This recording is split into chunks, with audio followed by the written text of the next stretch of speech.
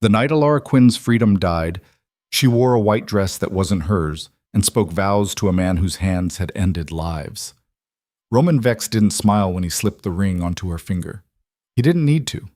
Everyone in that cold, elegant room already knew what she was: payment for a debt, a bargaining chip, a girl with nowhere left to run. But when he leaned close and whispered words that should have terrified her, something shifted. This wasn't the beginning of her nightmare. It was something far more complicated. Stay with me until the end of this story. Hit like and drop a comment with your city so I can see how far Alara's journey travels. The funeral had been small, painfully small. 23 people showed up to say goodbye to Michael and Sarah Quinn, and Alara had counted every single one of them from her spot in the front pew, her hands folded so tightly in her lap that her knuckles had gone white. 23 people for 2 lives that had mattered. 2 people who had built something real in a neighborhood that chewed people up and spit them out. Her father's bakery had been more than a business. It had been a gathering place, a refuge, the kind of spot where you could sit with a coffee and know that somebody gave a damn whether you made it through the day. Now it was gone. The building still stood, technically, but the bank had already sent the letters. Foreclosure proceedings would begin in 30 days. Everything her parents had worked for, reduced to legal jargon and a timeline. Alara had tried. She'd spent 2 weeks attempting to navigate a system designed to crush people exactly like her. 19, alone, grieving, with no collateral and no co-signer. The loan officers had been polite, sympathetic even, but the answer was always the same. She'd been staying in the apartment above the bakery, even though the electricity had been shut off 3 days ago. It was still hers for another week, maybe 2 if she was lucky. After that, she didn't let herself think about after that. The knock came on a Tuesday. She'd been sitting on the floor of her old bedroom, surrounded by boxes she didn't have the energy to pack, when she heard it. 3 sharp raps, confident and demanding. Not the knock of someone asking permission. Her uncle stood in the hallway. Marcus Quinn looked like her father, if her father had been hollowed out and filled with something meaner. Same jaw, same build, but where her dad's eyes had been warm, Marcus's were calculating. He wore an expensive jacket that didn't quite fit right, like he'd bought it to prove something to someone. Alara. He didn't wait for an invitation, just pushed past her into the apartment. We need to talk. She'd seen him exactly twice since the funeral. Both times he'd made vague promises about helping family and figuring something out before disappearing again. She'd stopped expecting anything from him after the first week. I don't have time right now, she said, which was a lie. She had nothing but time, empty and stretching and terrifying. Make time. He settled onto the worn couch like he owned it. Maybe he thought he did. He was her only living relative, after all. I've been working on your situation. Something in his tone made her stomach drop. What situation? All of it? The bakery? The debt? The fact that you're about 3 weeks from being homeless? He pulled out his phone, scrolled through something she couldn't see. I found a solution. I didn't ask you to. You think I'm doing this for you? He laughed, sharp and humorless.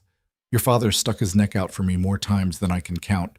Loaned me money he couldn't afford to lose, vouched for me when nobody else would. I owe him. This is me paying that debt. Alara wrapped her arms around herself. The apartment was cold without heat. Everything was cold now. What kind of solution? The kind that solves everything. The bakery, the foreclosure, your living situation, all of it, gone. He looked up from his phone, and there was something in his expression she couldn't read. But you're going to have to trust me. She almost laughed. Trust. As if that was something she had left to give. Just tell me. Marcus stood, pocketed his phone. There's someone who wants to meet you. Tonight. I'll pick you up at 7. Who? Does it matter? He was already moving toward the door. You're out of options, kid. Unless you've got a trust fund I don't know about, this is your way forward. He left before she could argue, before she could ask the 100 questions suddenly crowding her throat. The apartment felt even colder after he was gone. She should have said no, should have slammed the door in his face, should have figured out literally anything else. But he was right about one thing. She was out of options, out of time, out of everything except the crushing weight of loss and the fear of what came next. At 6:55, she put on the nicest dress she owned, black, simple, bought for the funeral, and waited by the window. Marcus's car pulled up 7 minutes late. They drove for 40 minutes, leaving behind the neighborhood she'd known her entire life and heading into parts of the city she'd only seen in passing. The buildings got taller, sleeker. The streets got quieter. Money had a sound, Alara realized. It sounded like silence. "Where are we going?" she asked for the third time. "I told you. A meeting." "With who?" Marcus's hands tightened on the wheel. "Someone who can help." "That's not an answer. It's the only one you're getting right now." The car turned down a tree-lined street where every house looked like it had been designed to intimidate. Walls, gates, security cameras. Privacy that cost more than most people made in a year. They stopped in front of iron gates that opened without Marcus having to press anything. Someone was expecting them. The house beyond was massive. 3 stories of stone and glass that managed to look both modern and fortress-like at the same time. Lights glowed from windows that probably cost more than her parents' entire bakery. "Marcus," Alara's voice cracked. "What the hell is this?" "Your solution." He put the car in park, killed the engine. "Come on." She didn't move. Couldn't. Every instinct she had was screaming at her to run. "Alara." He turned to face her, and for just a second she saw something that might have been regret flicker across his expression. "I know this isn't what you expected. I know it's complicated, but I need you to trust me. Just for tonight." "You keep saying that word like it means something." "It does. I'm trying to save you here." "From what?" He didn't answer, just got out of the car and waited. She followed because she didn't know what else to do. Because some part of her, the part that was tired and scared and so damn alone, wanted to believe that maybe, somehow, this could actually help. The front door opened before they reached it. The man standing there was younger than she expected, maybe mid-30s, wearing a suit that probably cost more than a semester of college. He had the kind of face that was hard to read, all sharp angles and controlled expressions. "Marcus?" His voice was smooth, professional. "Right on time. Is he ready?" Waiting in the study, the man's gaze shifted to Alara, assessed her in a way that made her skin crawl. "Miss Quinn." He knew her name. Of course he did. The inside of the house was exactly what she'd expected, and somehow worse, all dark wood and expensive art, and the kind of luxury that didn't need to announce itself. Her footsteps echoed on marble floors. Everything echoed here. They walked down a hallway lined with photographs she didn't look at closely enough to understand. At the end, a door stood slightly ajar. The man in the suit knocked twice. "Sir, they're here." "Send them in." The voice from inside was deep, controlled, the kind of voice that didn't need to be loud to command attention. Marcus went first. Alara hesitated in the doorway, her heart doing something painful in her chest. The study was all leather and books, a desk that looked like it weighed 1,000 pounds, and floor-to-ceiling windows that probably had a view of half the city during the day. Right now, they just reflected the room back at itself. And standing by those windows, hands in his pockets, was the man who had summoned her here, Roman Vex. She knew the name. Everyone did, even people who tried not to pay attention to the darker corners of the city's power structure. He owned half the waterfront, controlled businesses that operated in the spaces between legal and not. People whispered about him the way they whispered about natural disasters, with fear and a kind of terrible respect. He was younger than the rumors suggested, maybe early 40s, with dark hair starting to silver at the temples, and a face that was hard to look away from. Not handsome, exactly. Too severe for that, but striking in a way that felt dangerous. He looked at her like he'd been waiting for this moment for a very long time. "Alara Quinn." Not a question, a confirmation. She forced herself to hold his gaze. "You know who I am." "I do." He moved away from the window, each step deliberate. "Please, sit." "I'd rather stand." Something that might have been amusement flickered across his expression. "Of course you would."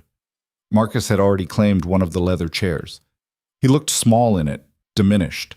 Next to Roman Vex, most people probably did. "Marcus tells me you're in a difficult position," Roman said. "Marcus talks too much." She shot her uncle a look that should have burned. "Your parents' bakery is facing foreclosure. You have no income, limited savings, and approximately 2 weeks before you're evicted from your current residence." Roman recited the facts like he was reading a grocery list. You've applied for loans at 7 different institutions, all denied. The accuracy of it made her stomach turn. You've been checking up on me. I've been paying attention. Why? Because your situation interests me. He settled into the chair behind the desk, and somehow that made him seem larger, not smaller, more in control. And because I have a proposal that benefits us both. I don't need your charity. Good. I'm not offering any. His eyes, dark, unreadable, locked onto hers. I'm offering a transaction. The word hung in the air between them, heavy with implications. What kind of transaction? Her voice came out steadier than she felt. Roman leaned back in his chair. Your uncle owes certain people a substantial amount of money. People who are significantly less patient than banks. Alara's head snapped toward Marcus. What? He wouldn't meet her eyes. The debt is considerable, Roman continued, and the deadline for repayment has passed. Under normal circumstances, that would result in consequences, unpleasant ones. What does this have to do with me? I'm willing to absolve that debt completely. I'll also clear the foreclosure on your parents' bakery, restore your housing situation, and provide you with financial security. He paused, and she knew whatever came next would be the catch. In exchange, you agree to marry me. The room tilted, or maybe she did. Everything felt suddenly distant, like she was watching this happen to someone else. You're insane. I'm practical. No emotion in his voice, just facts. You need protection and resources. He seemed to consider his words carefully. A wife. There are agencies for that, services. 1 million women who would... I don't want 1 million women. His gaze never wavered. I want you. You don't even know me. Don't I? He stood, moved to a filing cabinet, and pulled out a folder that looked suspiciously thick. Alara Marie Quinn, 19 years old, graduated top of your class despite working 30 hours a week at your parents' bakery. Planned to attend culinary school before their death. You take your coffee with too much sugar and not enough cream. You still sleep on your right side even though the left side of your bed is closer to the window. You haven't cried once since the funeral, not where anyone could see. Each detail felt like a violation. You've been stalking me. I've been ensuring that when this moment came, I knew exactly who I was dealing with. He closed the folder. You're not what your uncle tried to make you sound like. You're not desperate or weak or easily manipulated. You're surviving something that should have broken you, and you're doing it alone because you have no other choice. So you thought you'd swoop in and what? Save me? The anger felt good, cleaner than fear. I don't need saving. No, you need options. He returned to his desk. This is one. This is insane, she repeated. This is a solution. Roman's voice remained maddeningly calm. Marriage, on paper and in practice. You'll live here, maintain appearances, play the role when necessary. In return, your debts disappear, your bakery is saved, and you'll have access to resources most people can't even imagine. And what do you get? Besides a wife you bought like a piece of furniture? Legitimacy, stability, an image that serves my business interests. He met her eyes. I'm not asking you to love me, Alara. I'm not even asking you to like me. I'm asking you to make a choice that keeps you alive and gives you a future. By selling myself to a criminal, by making a strategic alliance with someone who has the power to protect you. His expression didn't change. And for the record, I prefer businessman with diverse interests. She wanted to laugh, or scream, or both. This is what you brought me here for? She turned on Marcus, fury finally breaking through the shock. You sold me, your own niece, for what? To clear your gambling debts? Marcus had the decency to look ashamed. It's not like that. Then what is it like?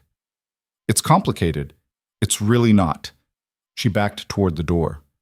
This is trafficking. This is illegal. This is your choice, Roman interrupted. I'm not forcing you. You can walk out that door right now. Marcus's debts will remain his problem, not yours. The foreclosure will proceed. You'll figure something else out. Or you'll send someone after me. Make sure I can't refuse. No. And somehow she believed him.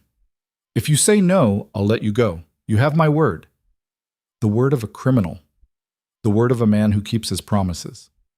He stood again, came around the desk, but didn't approach her. I know what people say about me. Some of it's true, some of it's exaggerated. But I have never lied to someone under my protection, and I have never broken a deal once made. I'm not under your protection. Not yet. The presumption should have made her angrier. Instead, it just made her tired. I need time, she said. You have until Friday, 3 days. Roman pulled a card from his pocket, set it on the edge of the desk. That's a direct line. When you've made your decision, call. And if I say no, then you say no. He moved back to the window, dismissing her without looking away. But Alara, consider this carefully. Pride is expensive, sometimes too expensive to afford. Marcus didn't try to talk to her on the drive back. Smart of him. She wasn't sure she could have kept herself from doing something she'd regret. When they pulled up in front of her dark apartment building, she got out without a word. Alara, she slammed the door. Inside, the apartment felt colder than ever. She stood in the dark for a long time, trying to process what had just happened. A marriage proposal from Roman Vex, in exchange for clearing debts and saving her bakery. It was absurd, illegal, probably immoral. It was also the only solution anyone had offered her in 3 weeks. She pulled out her phone, pulled up the search bar, typed his name. The results were exactly what she expected. Business acquisitions, charity events, carefully worded articles that danced around what he actually did. Photos of him at galas, always alone, never smiling, always watching. There were other articles too, the kind that got buried or deleted. Investigations that went nowhere, witnesses who recanted, a pattern of power that didn't need to be loud to be absolute. This was who wanted to marry her. She should run, pack whatever fit in a backpack and disappear into a city big enough to swallow people whole. But then what? She pulled up her banking app, $347.62. That was everything she had left in the world. Her email was full of rejection letters from loan officers. Her voicemail was full of messages from debt collectors. Her entire life had been reduced to a countdown clock that was rapidly approaching zero. Pride is expensive. She hated that he was right. So the next 3 days were a special kind of torture. Alara tried to figure out alternatives. She made calls, sent emails, even went to a legal aid office that couldn't help her because she didn't qualify for their services. At night, she lay awake in her cold apartment and thought about her parents, about what they would want her to do. Her father would have told her to fight, to never give up, never compromise who she was. Her mother would have told her to survive, to do whatever it took to live another day. Neither of them would have wanted her to marry Roman Vex, but neither of them were here to offer better solutions. On Thursday night, she walked through the bakery one last time. The bank had already sent someone to change the locks, but she still had a key that worked. She probably shouldn't have been there, but she needed to see it one more time before it stopped being hers. The ovens were cold, the display cases empty. The chairs her father had refinished by hand sat in neat rows, waiting for customers who would never come. This was what she was trying to save.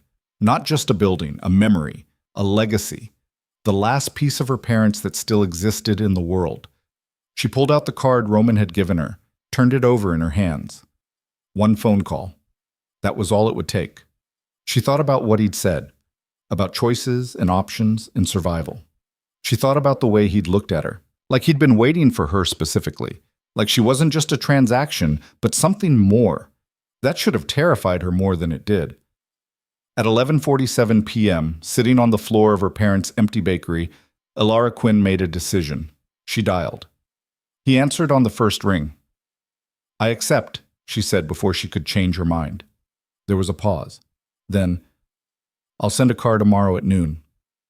What happens now? Now you get ready to become my wife. The car that arrived was black, expensive, and driven by the same man who'd answered the door at Roman's house. He introduced himself as James, didn't ask questions, and drove like he'd made this trip 1,000 times. Alara had packed everything she owned into 2 suitcases. It hadn't taken long. The house looked different in daylight, less fortress, more mansion, still intimidating, still far beyond anything she'd ever imagined being part of. Roman met her at the door. You'll have the entire East Wing, he said, like he was discussing a business arrangement, which, she supposed, he was. 3 bedrooms, private bathroom, sitting room. James will show you. When is the wedding? Saturday, 2 days. He glanced at her suitcases. Someone will help you get settled. We'll discuss details tonight over dinner. I didn't agree to dinner. You agreed to marry me. Dinner is implied. Something that might have been amusement flickered in his eyes. 7 o'clock. Don't be late. He left before she could argue. James carried her suitcases up a staircase that belonged in a museum. The east wing was bigger than her entire apartment had been. The bedroom alone could have fit 3 of her old rooms inside it. If you need anything, there's a phone by the bed, James said. Direct line to the kitchen, housekeeping, and Mr. Vex's office. Does he always live like this? I wouldn't know, miss. I've only worked here for 12 years. The dry delivery made her almost smile. Almost. When he left, she sat on the edge of a bed that probably cost more than a car and tried to remember how to breathe. This was real. This was happening. In 2 days, she would marry Roman Vex. The thought should have sent her running. Instead, it just made her tired. Dinner was formal in a way that felt designed to intimidate. Long table, too many forks, food that was probably amazing but tasted like dust in her mouth. Roman sat at the opposite end, close enough to talk but far enough to maintain distance. The ceremony will be small, he said. Just what's legally required. A judge, 2 witnesses. No guests? Would you prefer guests? She thought about it. No. Good. Neither would I. He cut into something that might have been steak. After the ceremony, there will be a reception. Business associates. People who need to see that this is legitimate. How long do I have to pretend? As long as necessary. He met her eyes. This arrangement works if we both commit to it. Half measures won't be enough. You want me to what? Love you on command? I want you to play your part convincingly enough that people believe it. His voice remained maddeningly even. I don't need your love, Elara. I need your cooperation. And what do you get out of this? Really? He set down his fork. You asked me that before. You didn't really answer. For a long moment, he just looked at her. Then, I've built an empire on fear and reputation. It's effective, but it has limitations. A wife, the right wife, changes perceptions, opens doors, makes me seem less like a threat and more like a man. So I'm a prop. You're a partner in a mutually beneficial arrangement. He picked up his wine glass. And before you ask, yes, this marriage will be real in every legal sense. You'll have full access to accounts, property, resources. What's mine becomes yours. Except my freedom. You're freer now than you were 3 days ago. He wasn't wrong, and she hated him for it. The bakery is already being dealt with. The foreclosure has been stopped. The building is being renovated and will be transferred to your name. She set down her own glass before she could throw it. You're already spending money on me. I'm investing in our arrangement. He leaned back. You should know, I don't do things halfway. If we're doing this, we're doing it right. Right. She almost laughed. Nothing about this is right. Perhaps not, but it's happening regardless. That night, alone in her too-big bedroom, Elara called the one person she thought might understand. Maya answered on the 3rd ring. Holy shit, you're alive. I've been trying to reach you for days. I know. I'm sorry. She curled up on the window seat, looking out at grounds she still couldn't quite believe were real. Something came up. Something? Elara, you disappeared. I went by the apartment and everything was gone. I thought... Maya's voice cracked. I thought something happened to you. Something did. She closed her eyes. I'm getting married. Silence. Then... You're what? Married. Saturday. It's... complicated. Complicated? You've been single for literal years. Who the hell are you marrying? She couldn't say the name. Couldn't make it that real yet. Someone who can help, with the bakery, the debts, all of it. Elara, Maya's voice went hard. What did you do? What I had to. That's not an answer. It's the only one I have right now. She pressed her forehead against the cold glass. I need you to trust me. I need you to tell me the truth. I can't. Not yet. Maybe not ever. But I'm okay. I'm safe. And the bakery is going to be saved. Maya was quiet for a long time. Then, is this about your uncle? Did he do something?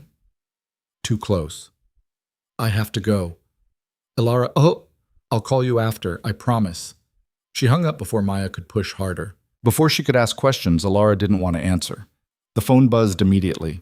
A text from an unknown number. You should sleep. Tomorrow will be long. She knew who it was without asking. How did you get this number? I gave you the phone. Did you think I wouldn't have the number? Fair point. What happens tomorrow? Preparation, paperwork, making this official. She stared at the screen, fingers hovering over the keyboard. Why me? The response took longer this time. Go to sleep, Ilara. Not an answer, just a deflection. She set the phone down and tried to follow his advice. Sleep didn't come easy. When it finally did, she dreamed of wedding dresses made of chains and vows that tasted like ash. Friday was a blur of signatures and lawyers and documents she didn't fully understand but signed anyway, because what choice did she have now? A woman named Victoria arrived at 10 with dresses. 6 of them, each more expensive than anything Ilara had ever owned. Mr. Vex wants you to choose, Victoria said, laying them out across the bed. Whichever one you prefer. They were beautiful, elegant, understated, the kind of dresses that whispered wealth instead of shouting it. Ilara chose the simplest one, white, fitted, with long sleeves and a neckline that didn't make her feel exposed. Excellent choice, Victoria said, like she'd been expecting it. I'll have it altered for tomorrow. That fast? When Mr. Vex requests something, it happens quickly. After Victoria left, a jeweler arrived, then a hairstylist, then someone whose job title Ilara never quite caught, but who seemed to exist solely to make her look like she belonged in this world. She caught glimpses of Roman throughout the day, on the phone in his study, talking with James in the hallway, always moving, always working. He didn't seek her out. She told herself that was fine, better even. At 7, there was a knock on her door. Roman stood there in the hallway, hands in his pockets. He'd changed into more casual clothes, dark jeans, a black shirt with the sleeves rolled up. It made him look younger, almost approachable. Walk with me, he said. It wasn't a question, but she followed anyway. They went through the house, past rooms she hadn't seen yet, down corridors that seemed to go on forever, until they reached a set of French doors that opened onto the back grounds. The garden was massive, manicured, lit by subtle landscape lighting that made everything look almost magical. They walked in silence for a while. Tomorrow changes everything, Roman finally said. I know. Once we do this, there's no going back. Not easily. Are you trying to give me an out? I'm making sure you understand what you're agreeing to. He stopped walking, turned to face her. This isn't a fairy tale, Ilara. I'm not going to fall in love with you. This isn't going to end with happily ever after. I never thought it would. Good. But something in his expression suggested her answer wasn't what he'd expected. There are rules. Of course there are. You'll attend events with me when required. You'll maintain the image of a wife who's content, if not happy. You won't discuss our arrangement with anyone outside this house. Anything else? You're free to pursue your own interests. The bakery, school, if you want it, whatever you choose. But you'll do it as my wife, which means you'll have security with you at all times. I don't need a bodyguard. That's not your decision. His voice went harder. There are people who would use you to get to me. That's not a possibility I'm willing to entertain. So I'm a prisoner. You're protected. He stepped closer. There's a difference. Not from where I'm standing.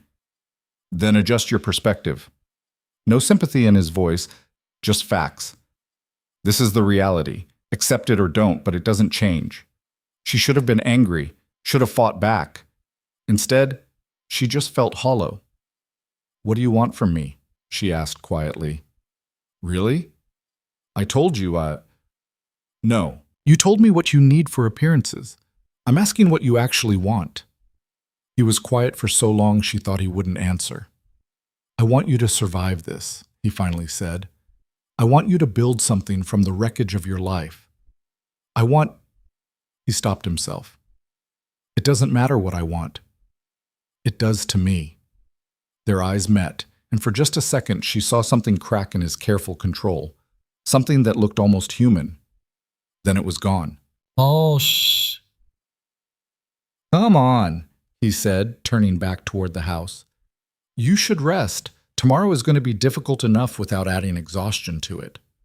She followed him back inside, through corridors that still felt like a maze, back to her wing of the house. At her door, he paused. "Alara." She looked back. "You made the right choice." He said it like he was trying to convince himself as much as her. "I'll make sure of it." Then he was gone, disappearing down the hallway like a shadow. She went inside and locked the door. Tomorrow, she would marry a man she didn't love. Tomorrow, she would become someone else entirely. Tomorrow, her old life would end and something new, something she didn't fully understand yet, would begin. She should have been terrified. Instead, sitting alone in her borrowed room, wearing borrowed clothes, about to take borrowed vows, Alara Quinn felt something she hadn't felt in weeks. Hope. It was small, fragile, probably stupid, but it was there, and for tonight that was enough. The morning of her wedding, Alara woke up to find a breakfast tray outside her door and a note in handwriting she didn't recognize. "Eat something. You'll need your strength." J. James, probably. She wondered if he left notes for Roman too, or if this was special treatment reserved for the reluctant bride. She picked at the food, toast, fruit, coffee that was better than anything she'd made herself, and tried not to think about what came next. The wedding was at 11. She had 3 hours to become someone's wife. The dress hung on the back of her closet door, pristine and waiting. Looking at it made her chest tight. At 9:30, Victoria returned with a makeup artist and enough hair products to stock a salon. "How are we feeling?" Victoria asked, arranging tools with military precision. Terrified. "That's normal." She started sectioning Alara's hair.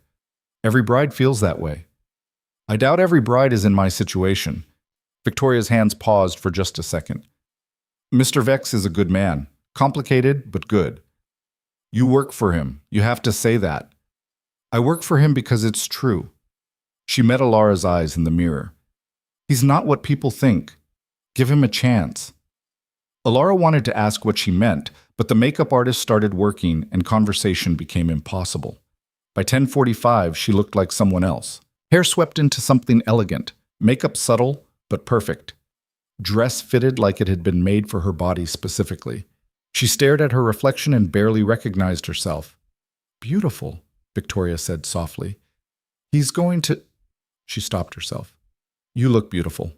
A knock on the door. James's voice. "The car is ready, Miss Quinn." Miss Quinn. In an hour, that wouldn't be her name anymore. The drive to the courthouse was short. James drove in silence, and Alara was grateful. She didn't have words for what she was feeling, fear and resignation and something else she couldn't name. Roman was waiting on the steps. He wore a dark suit that probably cost more than most people's rent, his expression unreadable as she approached. When his eyes met hers, something flickered there. Surprise, maybe. Or appreciation. Gone too fast to identify. "You look—" He stopped, started again. "Are you ready? Does it matter?" "It does to me." She searched his face for deception and found none. "Then, yes, I'm ready." He offered his arm. She took it because that's what brides did, even bought ones. Inside, the courthouse was exactly as impersonal as she'd expected. Fluorescent lights, tile floors, the smell of burnt coffee and bureaucracy. A judge waited in a small room with wood paneling and an American flag that had seen better days. 2 witnesses stood against the wall, James and a woman Alara didn't recognize. Both looked like they'd done this before. "Mr. Vex, Miss Quinn." The judge was an older woman with kind eyes and no-nonsense energy. "Shall we begin?" It happened fast, too fast. Vows that felt hollow, rings that appeared from James's pocket, words about commitment and forever that meant nothing in the context of a transaction. "Do you, Roman Alexander Vex, take this woman?" "I do." No hesitation, like he'd been certain all along. "And do you, Alara Marie Quinn, take this man?" The pause stretched. She could feel everyone watching, waiting. This was it, last chance to run. She thought about the bakery, about her parents, about the alternative that waited if she said no. "I do." Her voice didn't shake. She was proud of that, at least. "Then by the power vested in me by the state, I now pronounce you husband and wife."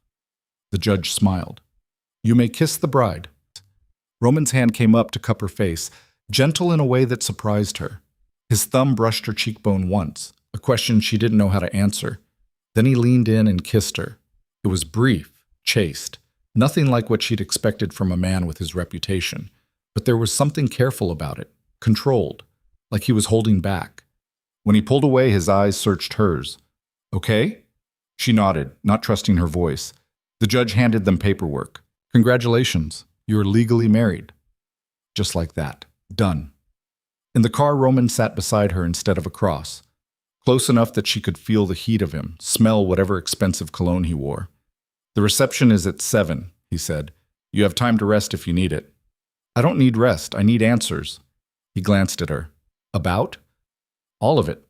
Why me specifically? What you're not telling me. What happens now? What happens now is we go home. You prepare for tonight. We present ourselves as a married couple to people who matter. His voice was steady, practiced. The rest can wait. I don't want it to wait. Ilara, you said I wasn't a prisoner, but you won't tell me anything. You said this was a partnership, but I don't know what I'm partnering in. She turned to face him fully. You owe me honesty.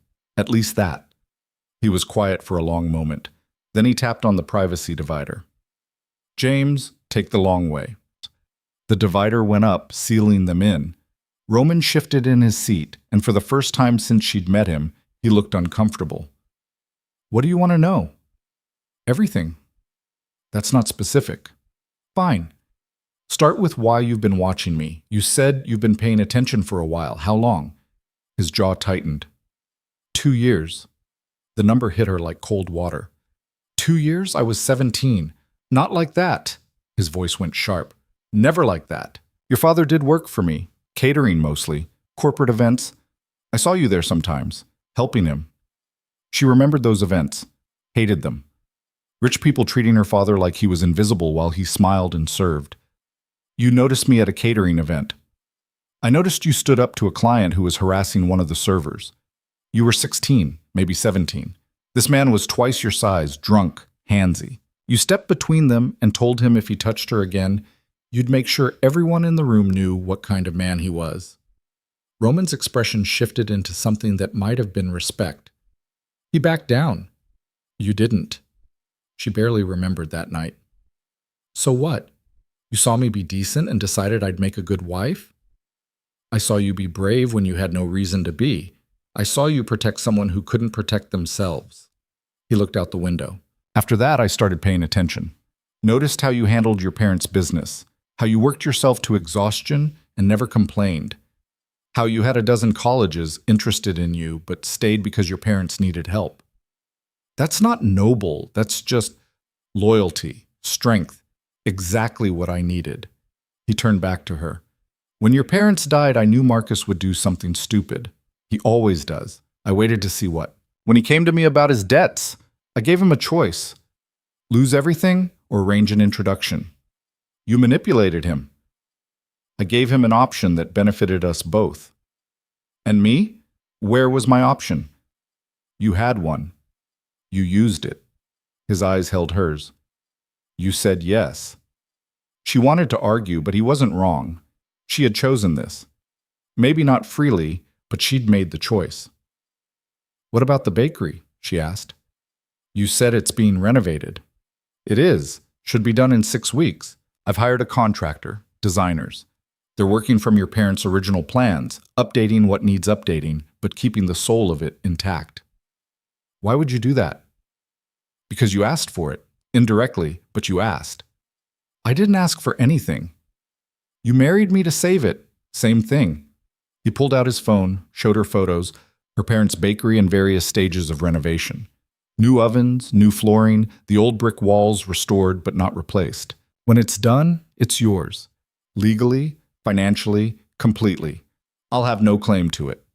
She stared at the photos, something painful lodging in her throat. You're really doing this. I told you I keep my promises. The car slowed. They were approaching the house. Tonight, Roman said, people are going to ask questions. How we met, how long we've known each other. Why the sudden marriage? We need a story. What kind of story? Something believable. We met through your father's business, reconnected after his death. Things moved quickly. He studied her face. Can you sell that? Can you? I've been selling things my entire life. Not quite a smile. This will be easier than most. Inside, the house had been transformed. Flowers everywhere, lighting that made everything look warm instead of intimidating, staff moving with quiet efficiency. Jesus, Alara breathed. It's just a party. This isn't a party. This is a production. Same thing in my world. He checked his watch. You have 5 hours. Victoria will help you get ready. I am ready. This dress is for the ceremony. You'll need something different for tonight. At her expression, he added, I'm not trying to control you. I'm trying to help you survive your first night in my world without getting eaten alive. These people eat brides? Only the weak ones. He was definitely almost smiling now. You're not weak, but you are new. There's a difference. Victoria appeared from somewhere, efficient as always. Miss Quinn, Mrs. Vex. If you'll come with me. Mrs. Vex. The name felt foreign. Roman caught her hand before she could follow Victoria. His grip was firm but not tight. Alara, tonight will be difficult. People will test you, push boundaries, try to find weaknesses. He paused. Don't let them. Any other advice? Stay close to me. Don't drink too much. And if anyone makes you uncomfortable, tell me immediately. Why? Because you're mine now. The possessiveness in his voice should have alarmed her. And I protect what's mine. He released her hand and walked away, already pulling out his phone, already moving to the next thing. Alara followed Victoria upstairs, her hand still warm where he'd touched her. The dress Victoria had chosen was deep blue, elegant without being flashy. It fit perfectly, like everything else in this house seemed to. How does he do it? Alara asked as Victoria adjusted the hem. Know my size, my preferences, everything? He pays attention. Victoria stepped back, assessed her work. Most people don't. He does. That's not comforting. It's not meant to be. It's meant to be true. She handed Alara a pair of heels that looked expensive and painful. These might hurt by the end of the night. There are flats in your room if you need them. No one will judge you for changing. Won't they? Not if Mr. Vex doesn't. Victoria met her eyes. And he won't. He's many things, but he's not petty. The guests started arriving at 7:15. Alara watched from the upstairs window as cars pulled up, sleek, expensive, driven by people who looked like they owned the world. Maybe they did. At 7:30, James knocked on her door. They're ready for you, Mrs. Vex. She followed him downstairs, her heart doing uncomfortable things in her chest. Roman waited at the bottom, and the sight of him made her pause. He'd changed into a different suit, darker, sharper. He looked dangerous and controlled and exactly like what he was, a man who commanded rooms without trying. When he saw her, something in his expression shifted. Softened, maybe. You look... He stopped himself again. Come on, time to make an entrance. He offered his arm. She took it. They walked into the reception together, and conversation stopped. Everyone turned to look. Dozens of faces, all assessing, all judging.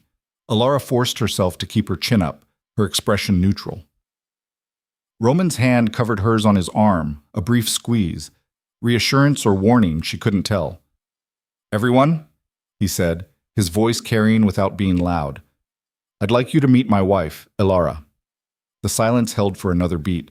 Then someone started clapping and others joined in, and suddenly the room was moving again, people approaching, introducing themselves, offering congratulations that sounded genuine and felt hollow. The first hour was a blur of names and faces. Business associates, politicians, people whose importance she was supposed to understand but didn't. Roman stayed close, his hand on her lower back, guiding her through conversations with practiced ease. And how did you two meet? A woman in a dress that probably cost more than a car smiled with too many teeth. Through my father, Alara said, sticking to the script. He did catering for Roman's events. How lovely. And the wedding was so sudden. When you know, you know. Roman's voice was smooth. Why wait? The woman laughed like he'd said something clever and moved on to her next target. You're good at this, Alara murmured when they had a moment alone. I've had practice. But have you been married before? No? He handed her a glass of champagne from a passing waiter. You're the first. Lucky me. Lucky us. He touched his glass to hers. Try to look happy. People are watching. She forced a smile. Better? Terrifying, but effective. An older man approached. Silver hair, expensive suit, the kind of presence that suggested power. Roman. Congratulations. Dominic. Roman's posture changed, became more guarded. Thank you for coming. Wouldn't miss it. Dominic's eyes shifted to Alara, assessing her like she was a racehorse. So this is the woman who finally tamed the infamous Roman Vex. I haven't tamed anything, Alara said before she could stop herself. Dominic laughed, genuine this time. I like her. She's got spine. She does. Roman's hand tightened on her waist. If you'll excuse us, of course, of course. We'll talk later. Dominic walked away, still chuckling. Who was that? Alara asked. Someone you don't need to worry about. That's not an answer. It's the only one you're getting right now. He steered her toward the edge of the room. How are you holding up? I feel like a zoo animal. You look like a queen. He caught himself. That came out wrong.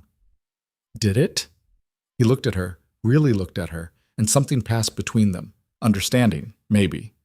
Or recognition that they were both playing roles they hadn't chosen. The moment broke when a younger man approached.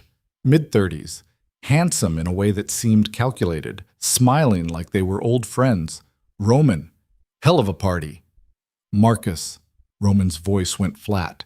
I didn't expect to see you here. Alara's stomach dropped. Her uncle. She'd forgotten he'd be here. Marcus's eyes found hers, and she saw something like guilt flicker across his face. Alara, you look... Don't! She didn't raise her voice, but the word cut. You don't get to talk to me like we're family. I am family. You sold me. The words came out harder than she intended. People nearby turned to look. You used me to clear your debts. Family doesn't do that. Marcus had the decency to look ashamed. I was trying to help. You were trying to save yourself. She stepped closer, aware of Roman's hand still on her back, steady and grounding. Stay away from me. Stay away from the bakery. If I see you anywhere near anything I care about, I'll make sure everyone in this room knows exactly what kind of man you are. The threat hung in the air. Marcus looked at Roman. You're going to let her talk to me like that? She's my wife. Roman's voice was cold. She can talk to you however she wants, and for the record, I agree with every word. Marcus's face went red. This is bullshit. This is you facing consequences for the first time in your pathetic life. Roman moved forward, and something in his posture made Marcus step back. You're here because certain people expect it, but if you speak to my wife again, if you even look at her wrong, I will personally ensure you regret it. Are we clear? Crystal. Marcus practically spat the word. Then he turned and disappeared into the crowd. Alara's hands were shaking. She gripped her champagne glass tighter, trying to hide it. Roman saw anyway. Come on, you need air. He led her through French doors onto a terrace overlooking the gardens. The night was cool, quiet. Inside, the party continued without them. I'm sorry, she said. I shouldn't have made a scene. You had every right. He took the champagne glass from her hands, set it on the balustrade. He deserved worse. You defended me. Of course I did. You're my wife. On paper. In every way that matters. His eyes held hers. I meant what I said. I protect what's mine. I'm not a possession. No. You're a person who deserves better than what she's been given. He looked out at the gardens. Your uncle is a coward and a fool. He had something valuable and threw it away to save himself. I won't make that mistake. What does that mean? It means you matter. To this arrangement, to my reputation, to... He stopped. It means I take my responsibilities seriously. She wanted to push, to ask what he'd been about to say, but voices drifted from inside, and the moment passed. We should go back, he said. People will talk if we're gone too long. Let them talk. Alara, I need 5 more minutes, please. He studied her face, then nodded. 5 minutes. Then we go back in and finish this. They stood in silence, the party a distant hum, the garden stretching out before them like a promise of something she couldn't name. "Thank you," she said quietly, "for tonight, for defending me, She gestured vaguely. "All of it. You don't need to thank me." "I do, though, because nobody else would have." He turned to look at her, and in the low light from inside, his face was different, softer, more human. "You're stronger than you think." "I don't feel strong." "Strength isn't a feeling, it's a choice." He reached out, tucked a strand of hair behind her ear. The gesture was gentle, almost tender. "You keep choosing to stand up. That's what strength is." Her breath caught. "Roman." "Time's up." He dropped his hand, stepped back. "Let's go." The rest of the night passed in a haze. More introductions, more conversations, more champagne than she probably should have drunk. Roman stayed close, his presence a constant anchor in a room full of strangers. By 11, people started leaving. By midnight, only a few stragglers remained. "Go upstairs," Roman said. "I'll handle the rest." "I can help. You've done enough tonight." Not dismissive, protective. "Go. Rest." She was too tired to argue. In her room, she peeled off the dress, washed away the makeup, and climbed into bed, still wearing the jewelry Roman had given her that morning. A simple necklace, diamond earrings. She should take them off. She didn't. Sleep came easier than expected. She woke to sunlight streaming through windows she'd forgotten to cover and the smell of coffee. A tray sat on her nightstand. Coffee, toast, fruit. Another note. "Good morning, Mrs. Vex." Mrs. Vex. She was going to have to get used to that. She was halfway through her coffee when someone knocked. "Come in," she called, expecting Victoria or James. Roman entered instead. He looked different in daylight, tired maybe. He'd lost the suit jacket, rolled up his sleeves. More human, less monster. "Morning," he said. "Morning. I wanted to check on you. Last night was a lot." "Yes." He stayed by the door like he wasn't sure if he should come closer. "You handled it well. Better than I expected, honestly." "You expected me to fail?" "I expected you to struggle. There's a difference." He moved further into the room, stopped at the window. "I also wanted to tell you, your bakery. The renovation is ahead of schedule. If you want to visit, see the progress. I can arrange it." Something warm bloomed in her chest. "Really?" "It's yours. You should see what's being done." He glanced at her. "Today, if you want.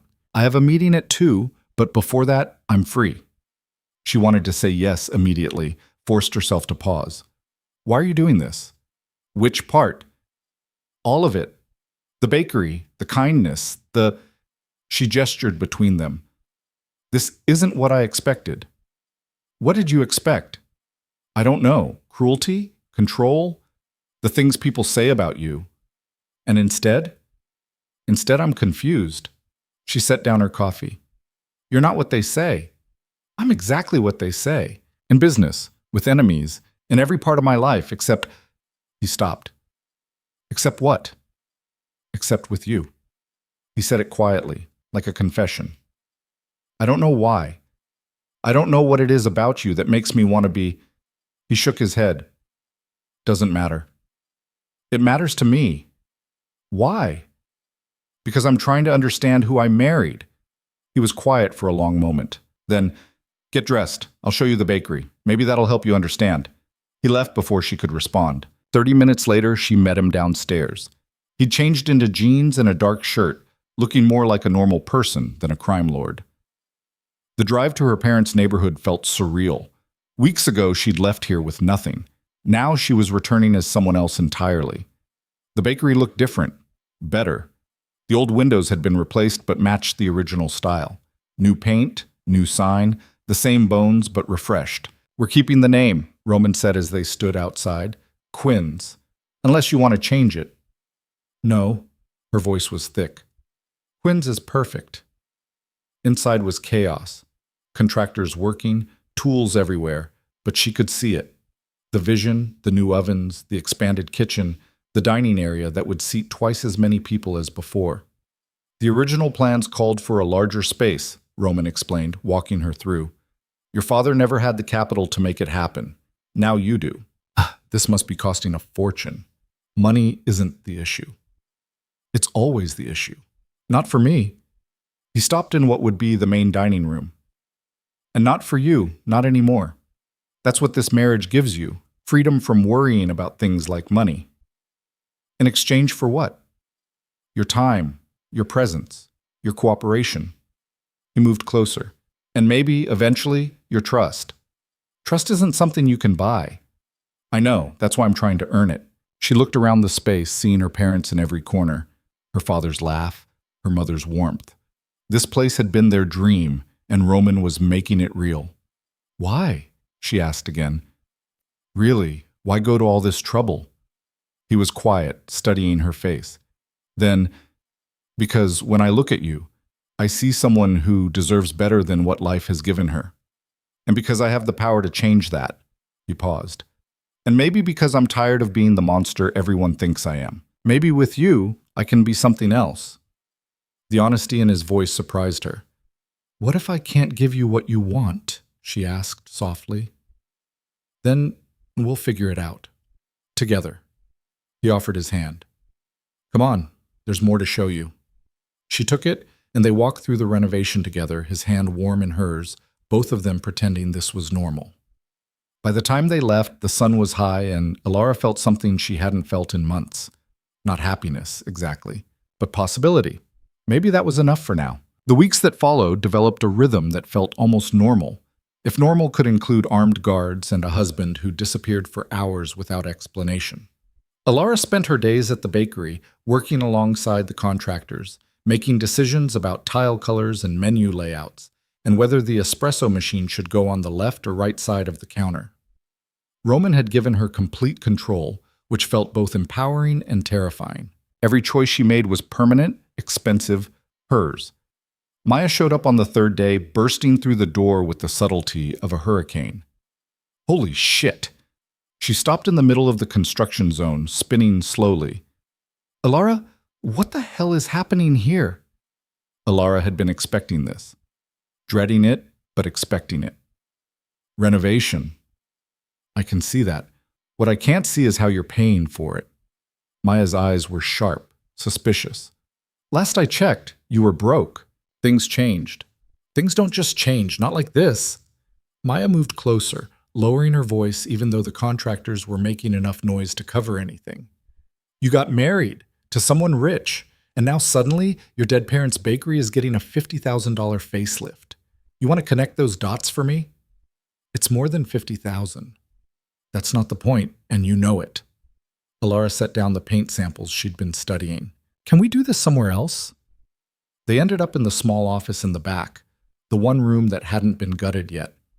Maya closed the door and crossed her arms. Talk. His name is Roman Vex. Maya's face went pale. The Roman Vex? The one who...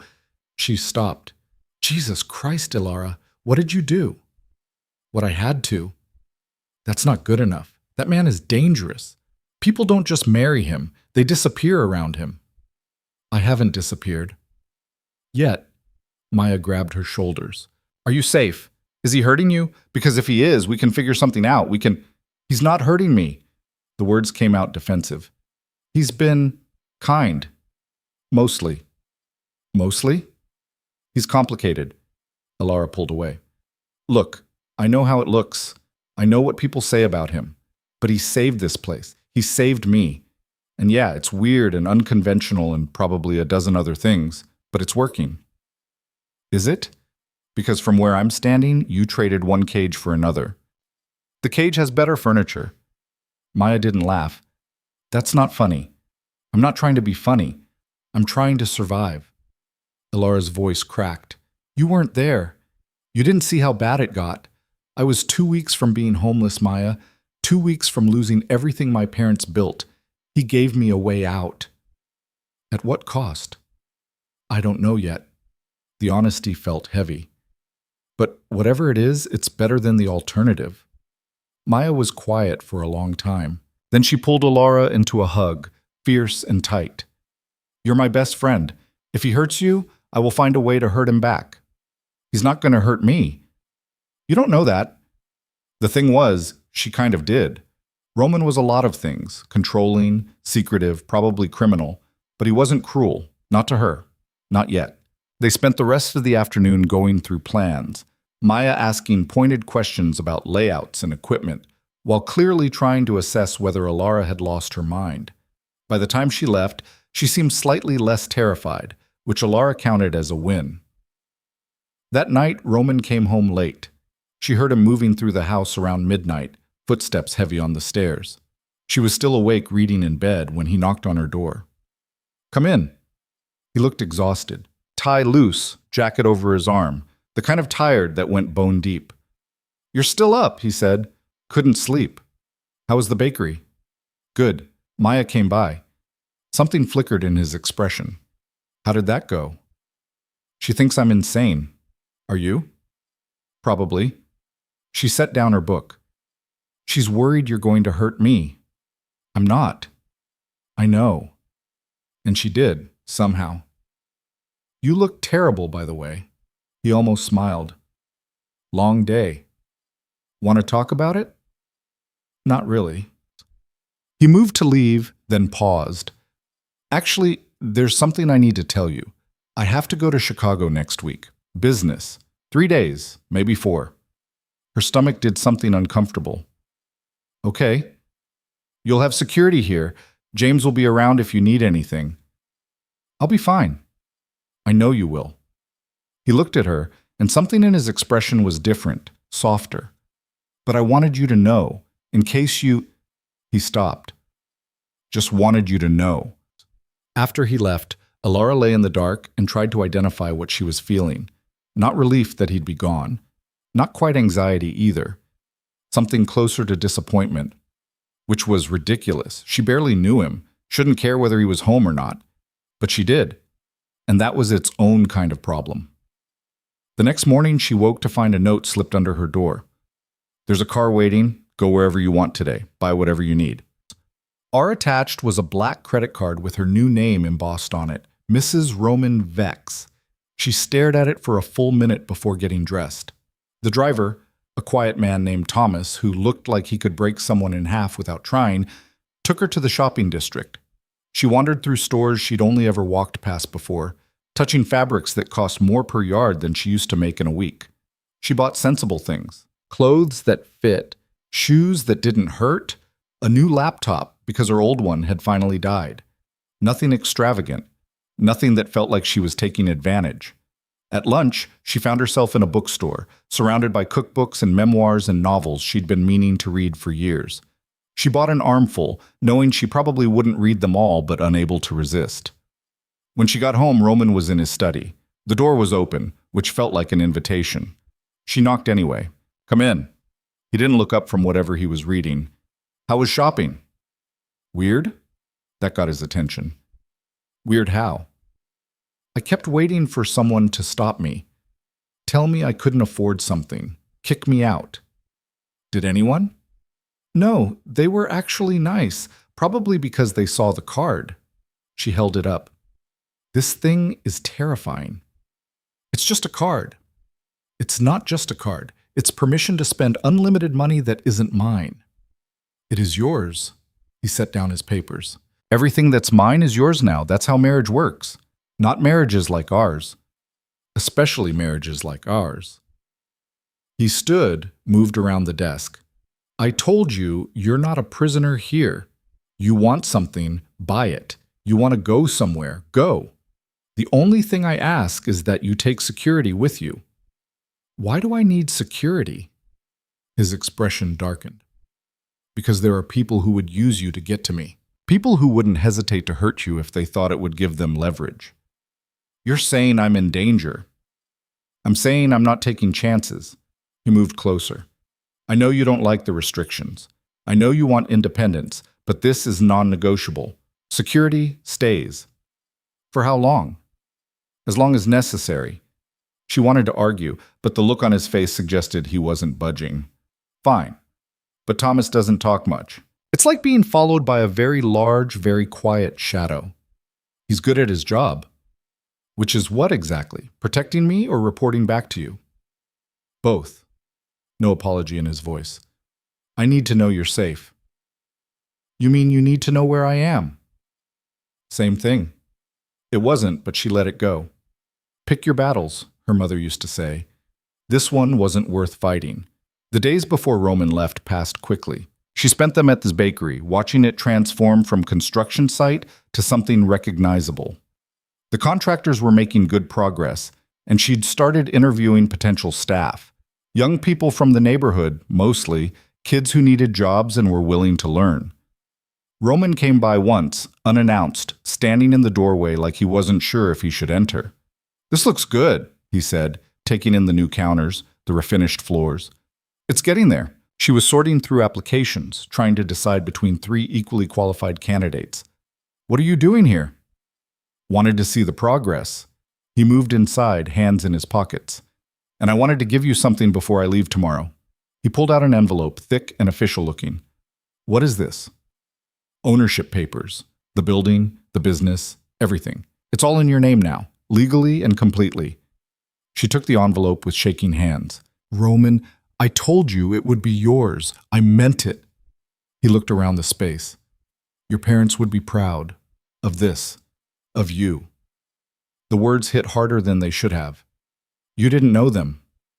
"I knew your father, not well, but enough to see he loved this place. Loved you." He met her eyes. "He'd want you to have this." She couldn't speak past the lump in her throat, just nodded. "I'll be back by Thursday," he said. "Call if you need anything. James has my direct line." "I'll be fine." "I know." He hesitated like he wanted to say something else. Then he just nodded and left. That night, alone in her room, Alara opened the envelope. The papers were dense with legal language, but the important part was clear. Quinn's bakery was hers. Fully, completely, no strings attached. She fell asleep holding them. Roman left early the next morning. She didn't see him go, but when she came down for breakfast, James confirmed it. "Mr. Vex asked me to let you know he landed safely," James said, pouring coffee with practiced ease. "And to remind you that Thomas will accompany you anywhere you need to go." "Does he always do this, report his movements through intermediaries?" "Only when he's trying to be considerate." James set the coffee pot down. "He's not good at expressing care directly. This is his version." "That's depressing. That's his life." James gave her a look that felt almost paternal. "But he's trying. With you. That's something." The first day without Roman felt strange. The house was quieter, emptier. She hadn't realized how much space he took up until he wasn't there. She threw herself into the bakery, making decisions, finalizing plans, interviewing more candidates. By Wednesday, she'd hired 6 people and felt good about all of them. That afternoon, a man showed up at the bakery. Mid-40s, expensive suit, smile that didn't reach his eyes. "Mrs. Vex," he said, extending a hand. "Adrian Cross, I don't believe we've met." She didn't take his hand. Something about him set off alarms. "Can I help you?" "Just wanted to introduce myself. I'm a business associate of your husband's. Heard about the renovation, thought I'd stop by and see the progress." "Roman didn't mention you." "Roman doesn't mention a lot of things." He looked around, assessing. "This is quite the project. Must be costing him a fortune."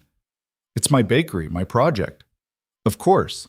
His smile widened, but funded by Roman's money. Same thing, really. "Is there a point to this visit?" "Just being neighborly." He pulled out a business card, set it on the counter.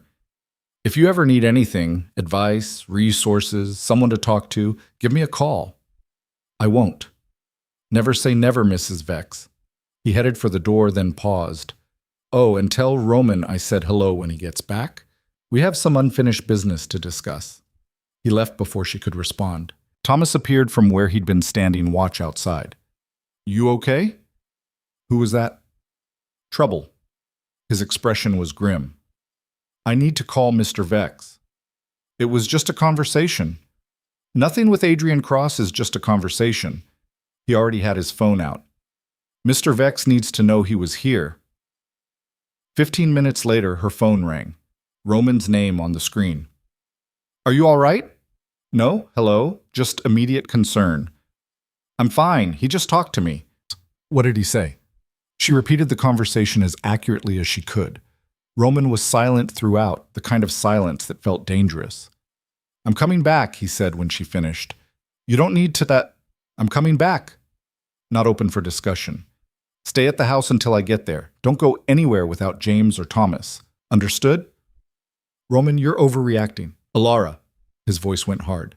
"Adrian Cross is not someone you want to underestimate. If he's approaching you, it's because he's trying to get to me, and I won't." He stopped. "Just please, go home. Stay there. I'll be back tonight." The fear in his voice was real enough to scare her. "Okay," she said. "I'll go home." "Thank you." Relief. "I'll call when I land." He hung up before she could say anything else. Thomas drove her home in silence. The house felt bigger and emptier than before. She tried to distract herself with reading, with television, with anything that would stop her from checking her phone every 5 minutes. Roman called at 8 to say he'd landed. At 9, she heard his car in the driveway. He came straight to her, still in his travel clothes, looking exhausted and wired at the same time. "You're okay," he said. "Not a question, a confirmation." "I told you I was." "I needed to see for myself." He ran a hand through his hair. "Adrian Cross is dangerous, more dangerous than most people I deal with." "What does he want?" "Territory, power, everything I have." Roman moved to the window, looking out at nothing. "We've been circling each other for years. I thought we had an understanding. Apparently I was wrong. And now he's what? Using me as leverage? Testing boundaries, seeing if I have weaknesses." He turned to face her. "You're my biggest weakness, Alara, and he knows it." The admission hung between them. "I didn't ask to be your weakness," she said quietly. "I know, but you are." He moved closer. "Which means I need to protect you, whether you like it or not." "By keeping me locked in this house?" "By making sure nothing happens to you." His jaw tightened. "I've done a lot of things I'm not proud of. Hurt people, destroyed lives.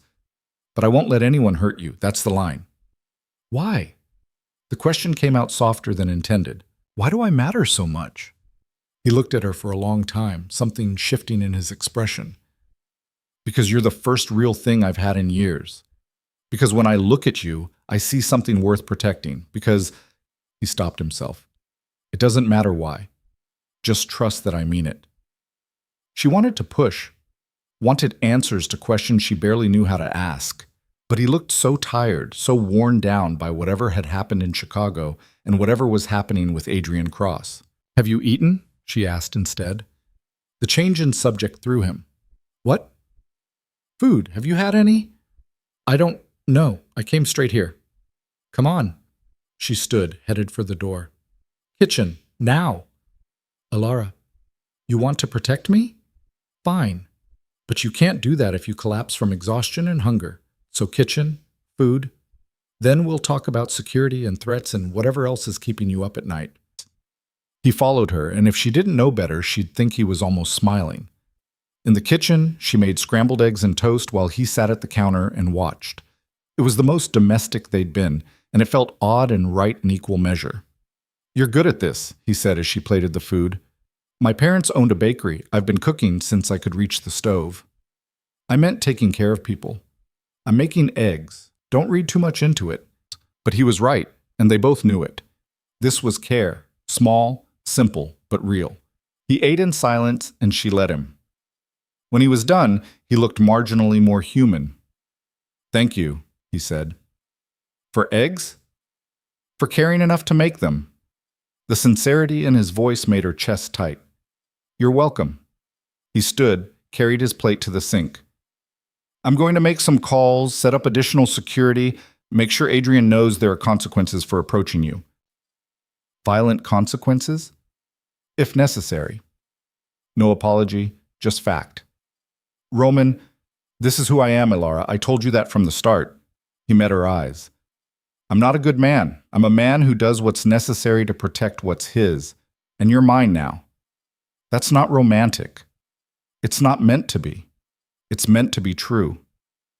He left before she could respond, and she heard him on the phone in his study, voice low and dangerous, making whatever arrangements men like him made. She should have been scared, should have run. Instead, she cleaned up the kitchen and went to bed, feeling oddly safe knowing he was home. The next morning, there were more guards. She counted at least 4 new faces, all of them looking like they could kill someone without breaking a sweat. "Is this really necessary?" she asked James over breakfast. "Mr. Vex believes it is. That's enough. He's being paranoid. He's being careful. There's a difference." She spent the day at the bakery despite Roman's obvious preference that she stay home. Thomas and 2 other guards came with her, which made the contractors nervous and her irritated. But nothing happened. No more visits from Adrian Cross. No threats. Just a normal day of construction and planning. By the time she got home, she was exhausted and frustrated and ready to confront Roman about the absurdity of having 3 armed guards watch her pick out floor tiles. She found him in his study, on the phone again. He saw her, held up one finger. She waited. "Handle it," he said into the phone. "I don't care how. Just handle it." He hung up. "How was your day?" "Suffocating. Your guards scared my contractors." "Better scared than dead." "That's dramatic. That's realistic." He stood, moved around the desk. "I know you don't like this. I know it feels excessive. But Adrian doesn't make idle threats. If he approached you once, he'll do it again." "So what's the plan? I hide in this house forever?" "The plan is I deal with Adrian permanently." The way he said it left no doubt what he meant. "You're going to kill him." "If I have to." "Roman, don't." His voice went hard. "Don't ask me to show mercy to someone who threatened you. Don't ask me to be better than what I am. I've killed for less, Elara. I'll certainly kill to keep you safe." The casual way he said it should have terrified her. Instead, it just made her sad. This was his life. Violence and threats and protection bought with blood. "What if there's another way?" she asked. "There isn't." "What if I talk to him? Find out what he actually wants?" "Absolutely not." He moved closer, and there was something almost desperate in his expression. "You don't go near him. You don't engage. You don't do anything that puts you in his line of sight. Are we clear?" "I'm not a child." "No, you're my wife, which makes you a target." His hands came up to frame her face, gentle, despite everything. "Please, let me handle this." She saw it then, the fear beneath the control. He wasn't being possessive for the sake of it. He was genuinely scared. "Okay," she said softly. "Okay. I'll stay out of it." The relief in his eyes was palpable. "Thank you." His hands were still on her face, his body close enough that she could feel the heat of him. For a moment, neither of them moved. Then he stepped back, breaking the spell. "I should get back to work," he said. "Right. Work." But as she left his study, she felt his eyes on her, heavy with things neither of them knew how to say. That night, she couldn't sleep. Around 2 in the morning, she gave up and wandered downstairs for water. The light was still on in Roman's study. She found him at his desk, surrounded by papers, looking like he hadn't moved in hours. "You should sleep," she said from the doorway. He looked up, surprised. "I could say the same. Couldn't shut my brain off." "Welcome to my every night." He gestured to the chair across from him. "Keep me company?" She settled into the leather chair, curling her legs under her. "What are you working on?" "Damage control, exit strategies, ways to make Adrian disappear without starting a war." He rubbed his eyes.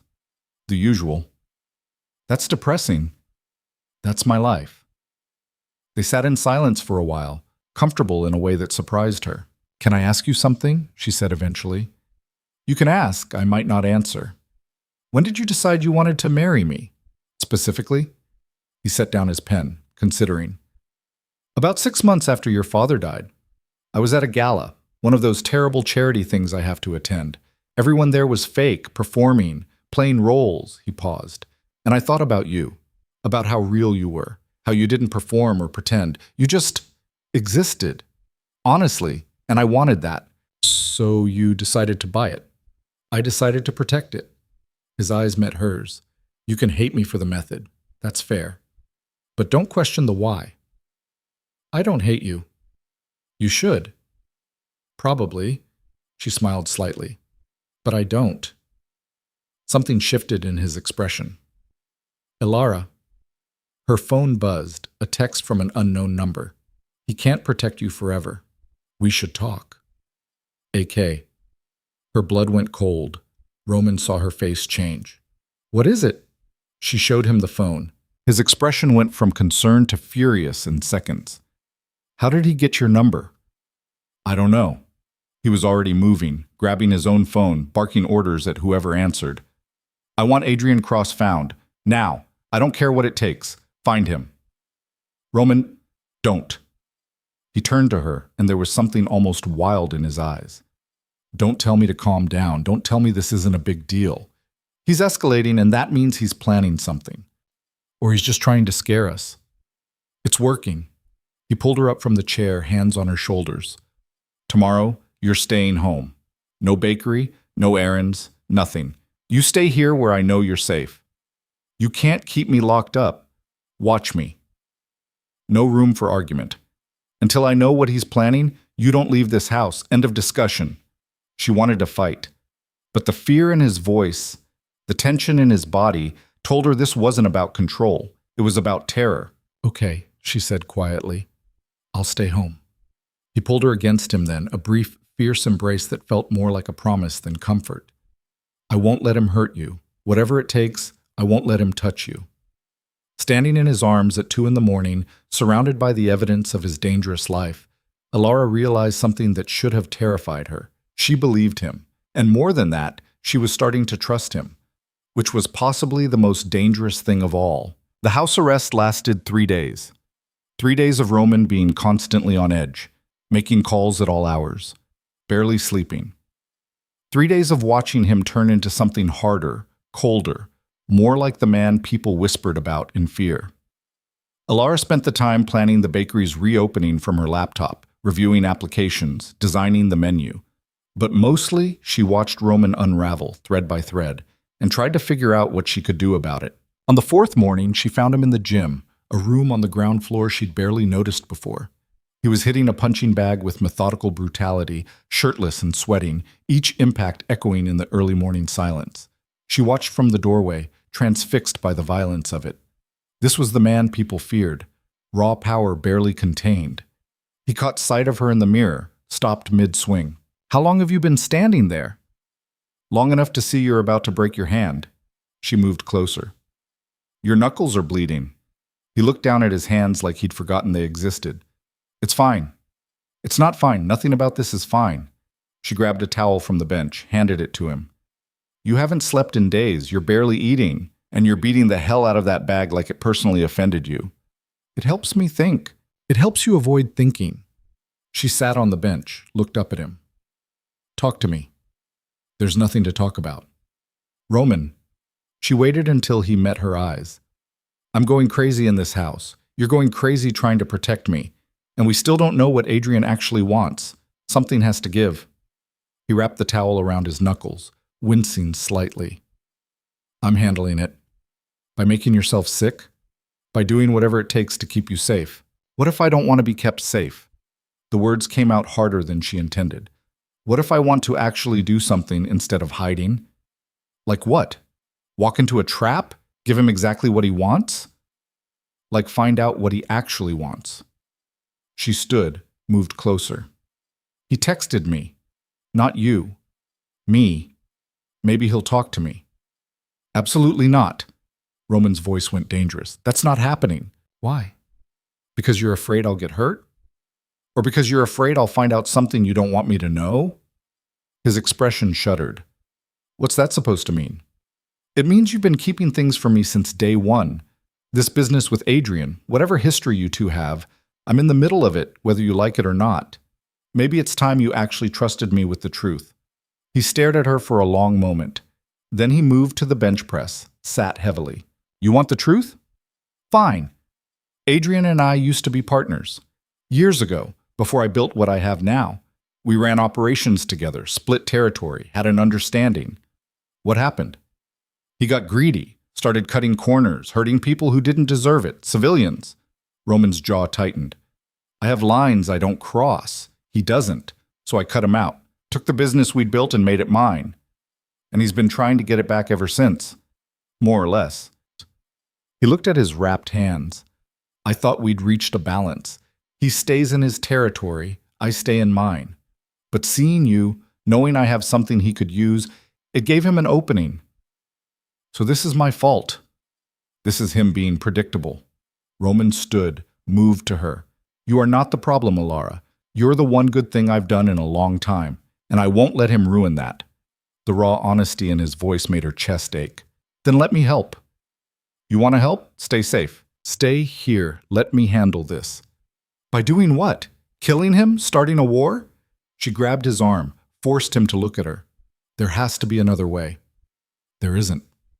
There's always another way. She took a breath, steadied herself. What if I meet with him?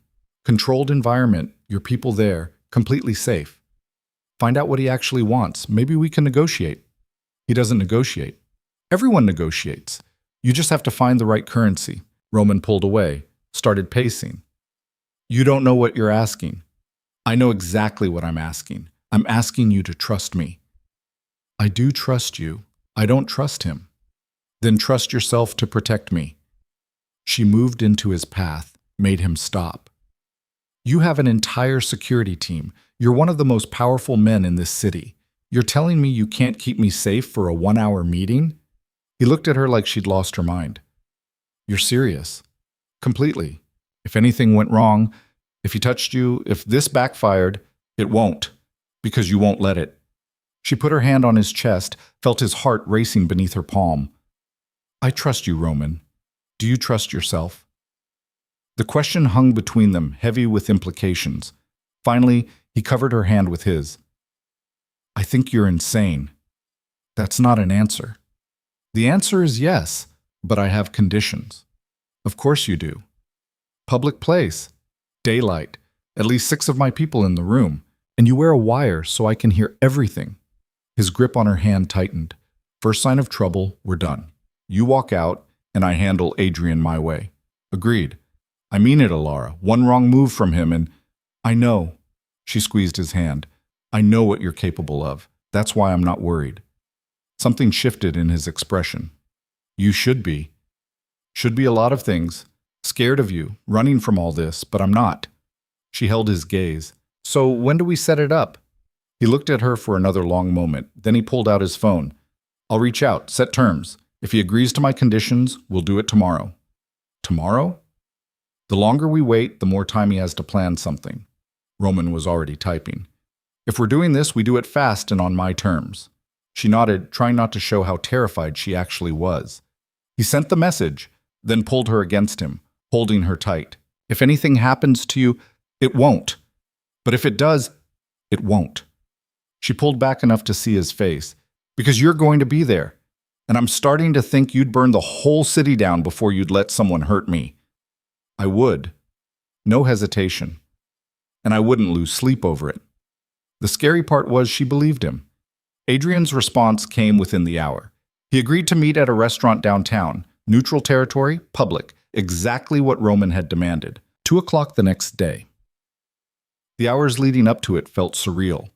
Roman went into tactical mode, planning every detail like a military operation, where she'd sit, what she'd say, escape routes, contingencies. You're overthinking this, she said that night over dinner neither of them was eating. I'm being thorough. You're being paranoid. Same thing when it comes to your safety. He pushed food around his plate. We can still call this off. We're not calling it off.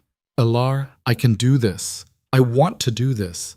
She set down her fork. You've spent weeks protecting me, providing for me, trying to give me everything I lost.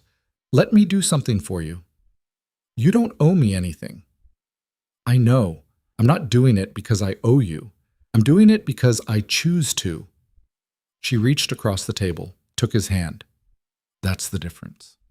His fingers threaded through hers, holding on like she might disappear. You're braver than I gave you credit for. Or stupider. Maybe both. He almost smiled. That's what makes this terrifying. That night, Alara lay awake long after she should have been sleeping. Around midnight, her door opened quietly. Roman stood in the doorway, backlit by the hallway. Can't sleep either? Not really. Can I come in? She nodded, and he crossed the room, sat on the edge of her bed. In the dim light, he looked younger, more vulnerable. I keep thinking about all the ways tomorrow could go wrong, he admitted. So do I. And you're still willing to do it? I'm terrified. But yeah. She sat up, pulled her knees to her chest. My whole life I let things happen to me. My parents' death, the debts, Marcus selling me off. I just survived it, took what came. She looked at him. But this? This is me choosing, making a decision that matters, even if it's scary. Especially because it's scary. Maybe. Yet she studied his face in the shadows. Can I ask you something? Always.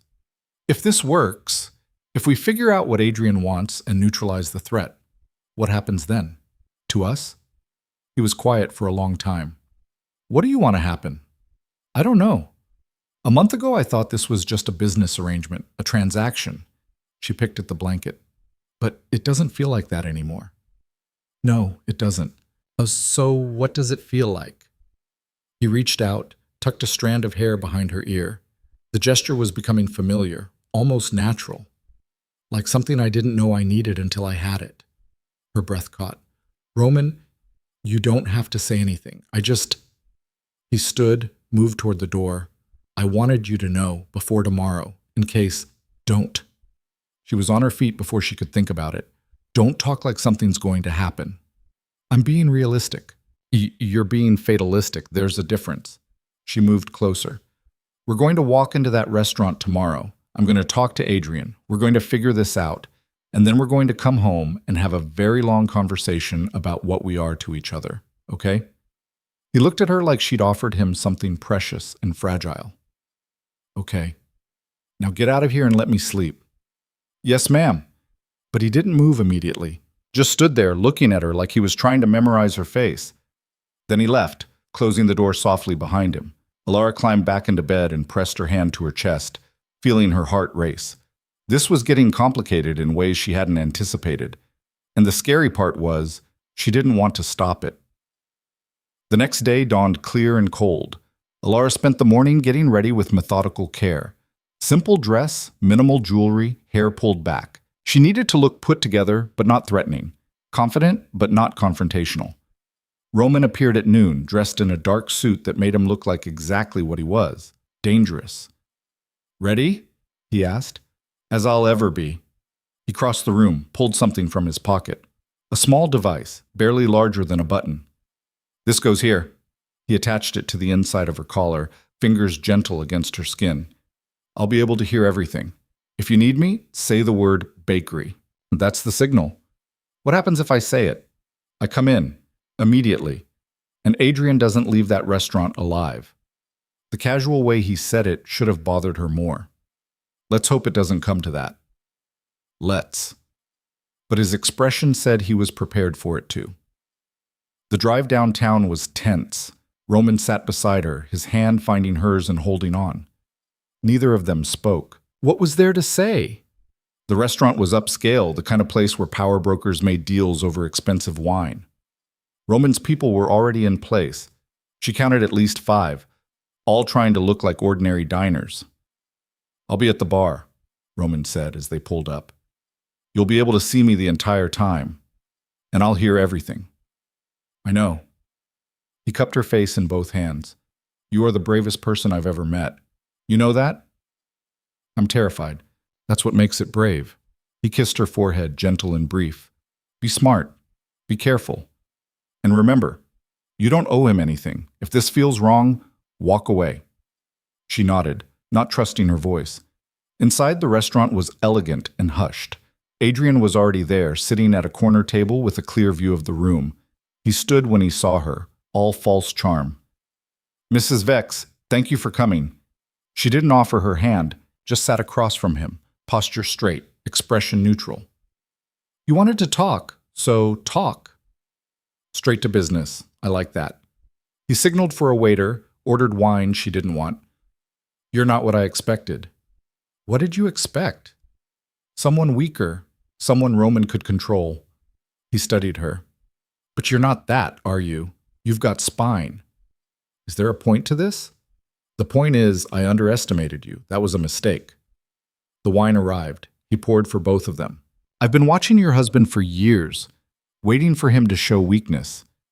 And then you appeared. This unexpected variable that changed everything. I'm not a variable. I'm a person. Your leverage. The difference is I'm smart enough to recognize it. He leaned back. Roman took something from me.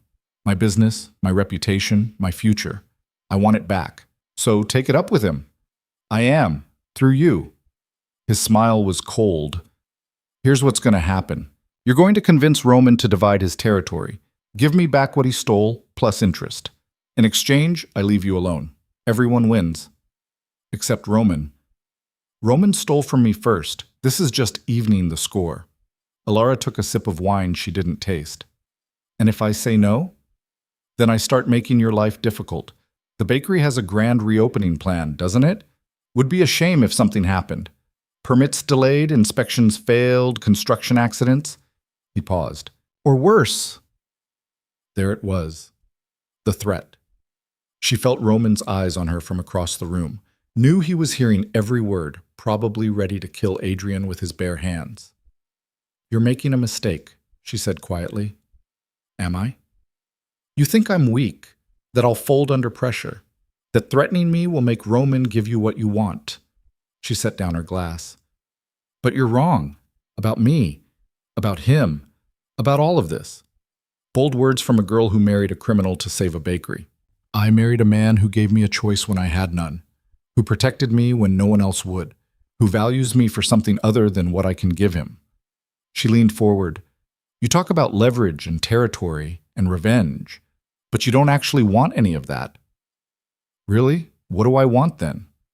You want to matter, to be seen as his equal, to prove you're still relevant. She held his gaze. But threatening me? That doesn't make you powerful. It makes you pathetic. His expression darkened. Careful. Or what? You'll hurt me? Destroy the bakery? She stood. Do it. See what happens. Because I guarantee you Roman's response won't be negotiation. It'll be annihilation. And every person in your organization will blame you for bringing that down on them. You're bluffing. Try me. They stared at each other across the table. She could feel her heart hammering, adrenaline making her hand shake. But she kept her expression steady. Sit down, Adrian said finally. Let's talk like adults. We're done talking. You wanted to use me to get to Roman. Now you know it won't work. She pulled out her phone, made a show of checking it. And you should know, this entire conversation has been recorded. Every threat, every word, Roman heard all of it. So did his lawyers. Adrian's face went pale. You're wearing a wire. I'm being smart, like you said. I've got spine. She smiled, cold and controlled. Now here's what's actually going to happen. You're going to leave the city, quietly. You're going to take whatever scraps of business you have left and go somewhere else. And in exchange, Roman won't destroy everything you've built. And if I refuse? Then this recording goes to every business associate you have, every politician you've bought, every person who thinks you're still worth dealing with. She stepped back from the table. Your choice, exile or ruin. She walked away before he could respond, head high, refusing to run even though every instinct screamed at her to. Roman met her at the door, his hand immediately finding her back, steadying her. Car, now, he said quietly. They made it outside before her legs gave out. Roman caught her, held her up. I've got you. Just breathe. She was shaking so hard her teeth chattered. That was perfect. He bundled her into the car, slid in beside her. You were perfect. I threatened him. I made demands. She laughed, slightly hysterical. I just blackmailed a crime lord. You did. He pulled her against him, and she buried her face in his shoulder. You were incredible. I was terrified. That's what made it work. His arms tightened around her. He believed you because you believed you, and now he knows you're not someone he can use. She pulled back enough to see his face. What happens now? Now I make sure he understands those weren't empty threats. His expression went hard. He touched you, Alara, threatened you. That has consequences. Don't kill him. I'm not making promises I can't keep. Roman, he put his hands on you at that table, leaned in too close, tried to intimidate you physically. His jaw clenched. I was 30 seconds from putting a bullet in him. But you didn't, because I asked you to trust me. She cupped his face, made him look at her. And it worked. I got what we needed. He's scared now, not confident. That's more useful than him being dead. He stared at her for a long moment. Then he pressed his forehead to hers, eyes closed. You're going to give me a heart attack. Probably. She smiled despite everything. But we make a good team. Yeah, we do. The ride home was quieter. Alara's adrenaline slowly faded, replaced by exhaustion. She dozed against Roman's shoulder, feeling safer than she had in weeks. At the house, he carried her inside despite her protests, set her on the couch in his study. Stay here. I need to make some calls. She watched him work over the next hour, making arrangements with the kind of efficiency that spoke to years of practice. People would be watching Adrian, tracking his movements, making sure he understood the cost of defiance. Around 6, James appeared with food. Neither of them had asked for, but both needed.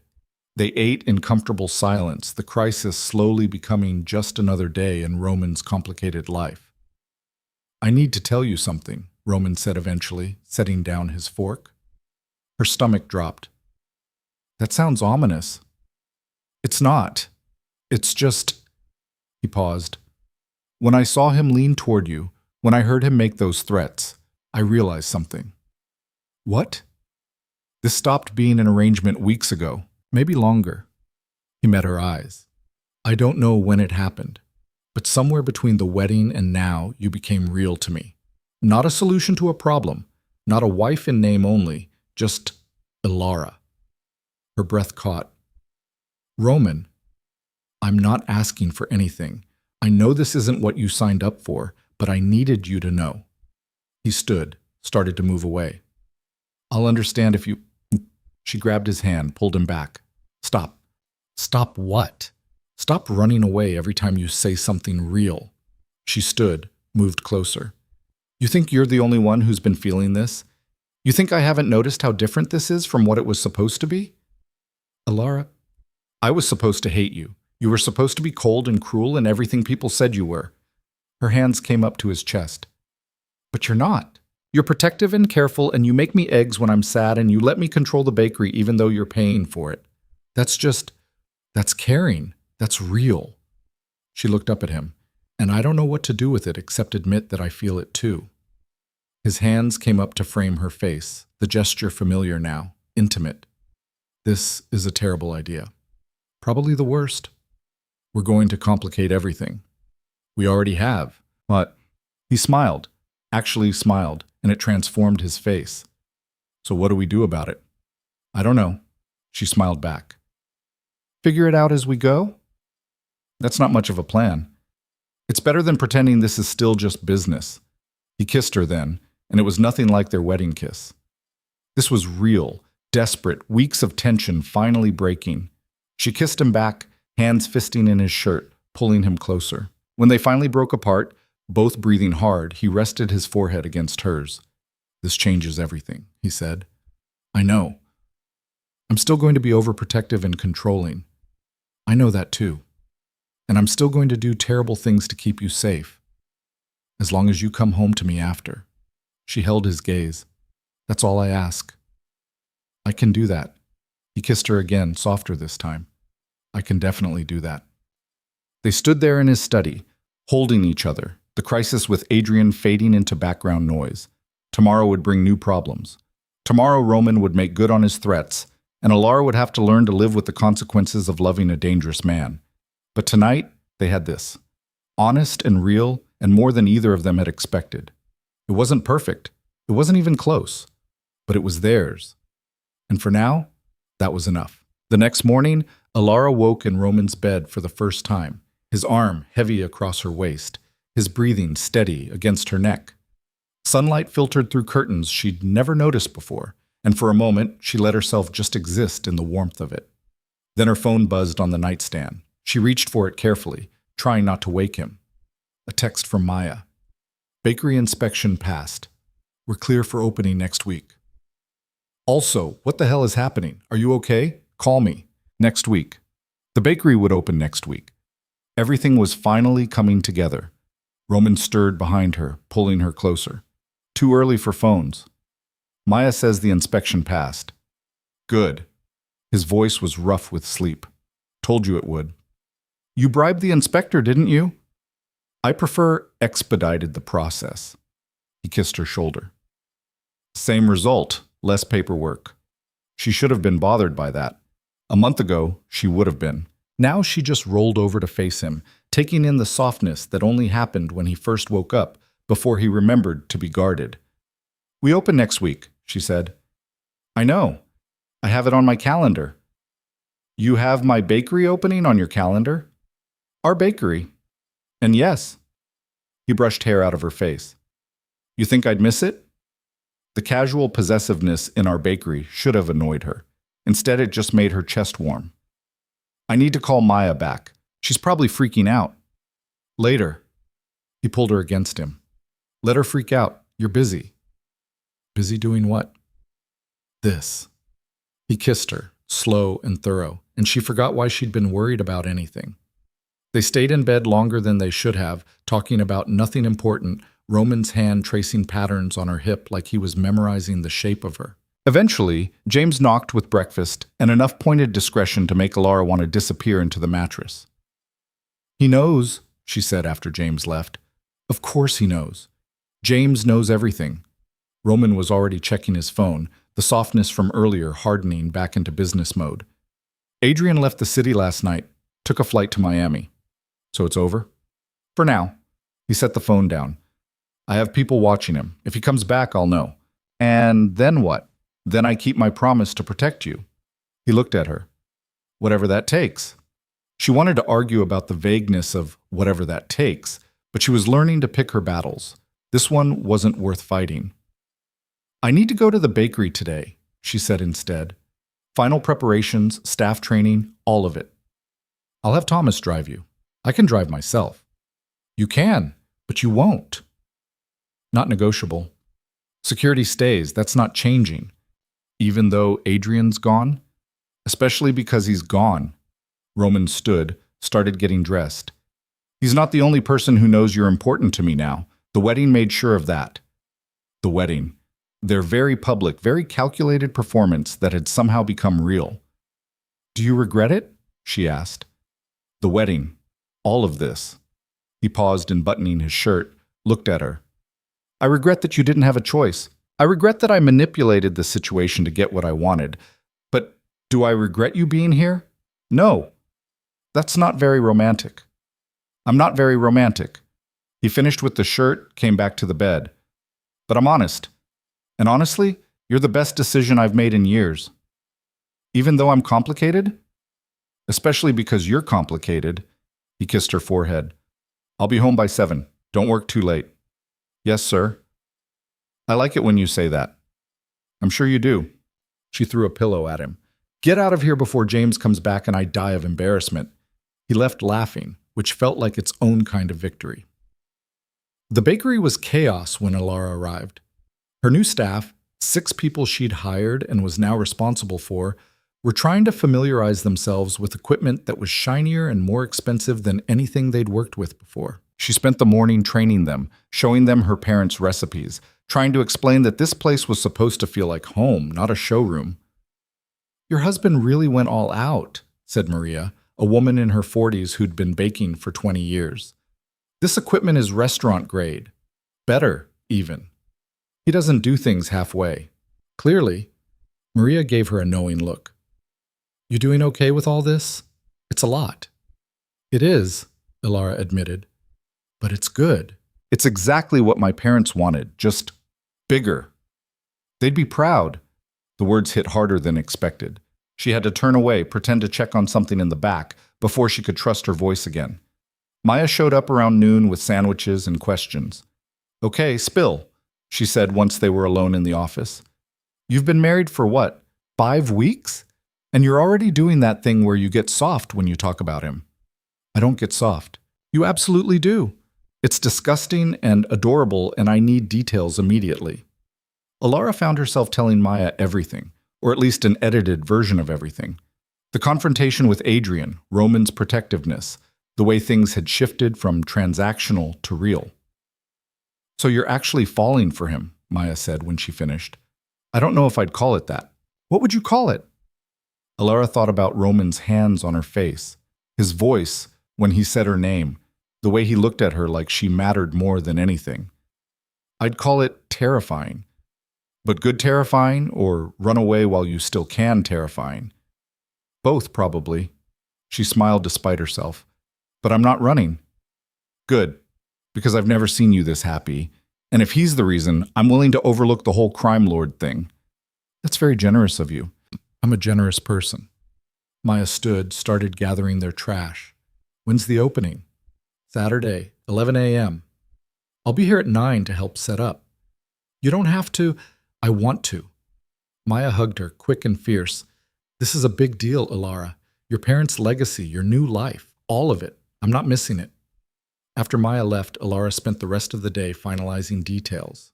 Menu boards, pricing, the speech she'd give at the opening. By 6, she was exhausted and satisfied in equal measure. Roman called at 6:30. How's it going? Good. Overwhelming. I think I'm ready. You are. No doubt in his voice. Come home. You sound tired. I am tired. Then come home. I'll have dinner waiting. Home. When had she started thinking of his house that way? When she arrived, she found Roman in the kitchen, actually in the kitchen, not just passing through, attempting to cook something that involved vegetables and optimism. What are you doing? She asked, dropping her bag. Cooking. Or trying to. He gestured at the cutting board where he'd massacred what might have once been an onion. I thought it would be romantic. I'm realizing I should have ordered takeout. She moved beside him, took the knife. Here, like this. They cooked together, or rather she cooked while he followed instructions with the kind of intense focus he probably usually reserved for business negotiations. It was domestic and absurd and perfect. Over dinner, which turned out better than expected despite Roman's questionable chopping skills, he told her about his day, business deals, meetings, the kind of work he did that existed in gray areas she was still learning not to ask too many questions about. I want to do something, he said eventually, for the opening, a grand gesture. You've already done grand gestures, the renovation, the equipment, everything. This is different. He set down his fork. I want to set up a fund for people in the neighborhood who want to start businesses but can't get traditional loans. Your bakery is the first success story. Proof it can work. She stared at him. That's huge. It's practical, good business and good optics. But his expression said it was more than that. Your parents built something that mattered. I want to help other people do the same. Because of me. Because of you. He reached across the table, took her hand. You make me want to be better than what I am. You're already better than you think. I'm really not. He squeezed her hand. But I'm trying. For you. The fund was announced 3 days before the opening. Roman held a press conference, something he rarely did, and explained the initiative with the kind of passion she'd never heard from him in public. He mentioned her parents, the bakery, the importance of investing in communities. Ilara watched from the back of the room, and when reporters asked about his new wife, he looked right at her and smiled.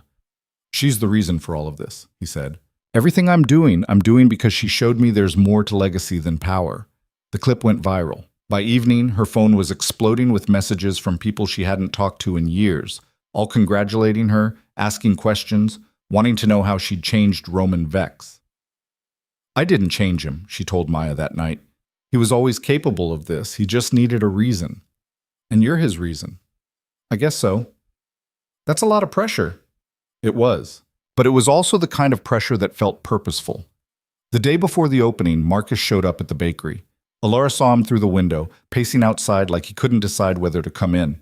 She thought about ignoring him, thought about calling security. Instead, she went outside. What do you want? He looked terrible, thinner than she remembered, wearing clothes that had seen better days. I saw the news about the fund, the bakery. I wanted to... He stopped. I wanted to apologize. You're 3 months too late for that. I know. He couldn't meet her eyes. I know I screwed up, sold you out, but I was desperate and Roman offered a solution and You chose yourself over family, like you always do. She crossed her arms. Why are you really here, Marcus? I'm broke. Roman made sure of that. Froze my accounts, called in favors, destroyed every business relationship I had. He finally looked at her. I need help. So you come to me? After everything? You're all I have left. The sad part was he probably believed that. No. Ilara, please. No. She stepped back. You made your choices. You sold me to clear your debts. You used me like I was property. And now you want my help? I'm family. Family doesn't do what you did. Her voice was harder than she'd ever heard it. You want to blame someone for your situation? Blame yourself. You did this, and I'm done paying for your mistakes. She turned to go back inside. Your father would help me, Marcus called after her. She stopped, looked back. My father was a better person than either of us. But you know what? He also knew when to cut his losses, and you've been a loss for years. Inside, she found Roman waiting in the office. She hadn't called him, but of course he knew Marcus had shown up. He probably had someone watching her uncle. You okay? He asked. Yeah. She sat on the desk. That felt good. Saying no, meaning it. You're getting better at that. I had a good teacher. She pulled him closer, wrapped her arms around his waist. Thank you. For freezing his accounts, ruining his business, I know you did that for me. He deserved worse. Probably. But this is enough. She looked up at him. I don't need revenge. I just need him gone. Consider it done. He kissed the top of her head. You ready for tomorrow? Terrified. Good. That means you care. He pulled back enough to see her face. You're going to be incredible. I know it. How? Because you're you, and you don't know how to be anything less than incredible. The opening day of Quinn's Bakery started with rain. Ilara stood at the window at 5 a.m., watching water streak down glass, and tried not to see it as an omen. It'll clear up, Roman said from behind her. He'd been up for an hour already, making calls, arranging things. Weather report says sun by 9, and if it doesn't, then people will come anyway, because this matters. He wrapped his arms around her from behind. Stop worrying. Can't help it. I know. He kissed her temple. But you're not doing this alone. I'll be there. Maya will be there. James has apparently appointed himself official photographer. You've got people, Ilara. She did. Somehow, in the chaos of the past few months, she'd built something that looked like family. The rain stopped at 8:30. By 9:45, there was a line outside the bakery that stretched down the block. Holy shit, Maya breathed, looking out the window. Ilara, there are at least 100 people out there. The fund announcement helped, Roman said. He was wearing jeans and a casual shirt, trying to blend in and failing spectacularly. People want to support what this represents. At 11 exactly, Ilara unlocked the doors. The crowd that poured in was diverse, enthusiastic, exactly what her parents had always wanted. Old neighbors who remembered the original bakery, young families drawn by the news coverage, business owners curious about the fund, people who just wanted good coffee and a place to sit. Ilara worked the counter alongside her staff, taking orders, greeting customers, falling into the rhythm her parents had taught her years ago. Roman stayed in the background, watching with an expression she couldn't quite read. Around noon, she found a moment to breathe. You good? Maria asked, sliding her a coffee. I'm perfect. And she meant it. This was everything she'd wanted, her parents' dream, alive again.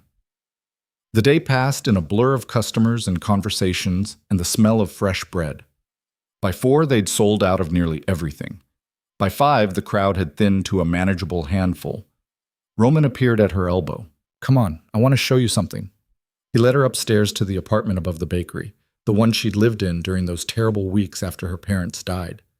It had been empty during the renovation, and she'd been avoiding it. Now it was different.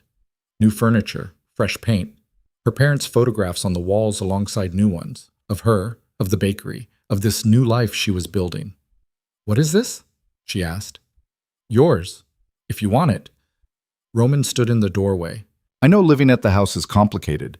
Thought maybe you'd want a space that's just yours, to work, to think, to remember. She walked through the rooms, touching surfaces, seeing her past and present colliding. Roman, this is too much? I know. I have a problem with that. It's perfect. She turned to him. Everything you've done, everything you've given me, it's all perfect. You deserve perfect. I deserve you. She moved into his arms. Complicated, controlling, criminal you. That's not a compliment. It's the truth. And I love you for it. The words were out before she could stop them.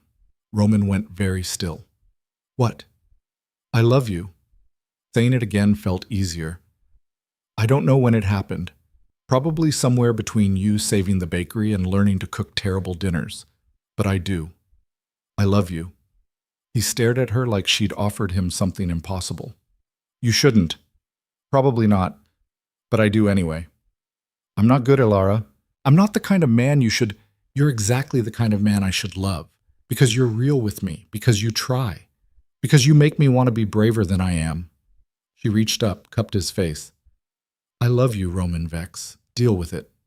He kissed her then, desperate and grateful and full of things he probably didn't know how to say. When they broke apart, his eyes were suspiciously bright. I love you too, he said quietly. Have for weeks, maybe longer. I know. Confident, observant. She smiled. You're not subtle when you care about something. They stayed in the apartment until sunset, talking about the future, about what came next. The bakery would thrive. Ilara knew it would. The fund would help other people build their dreams, and they would figure out how to balance his dark world with her lighter one. It wouldn't be easy. Nothing about their relationship was easy, but it was real, and it was theirs. 3 months later, Ilara stood in the same apartment, staring at a plastic stick that had just changed her entire life. Pregnant. She was pregnant.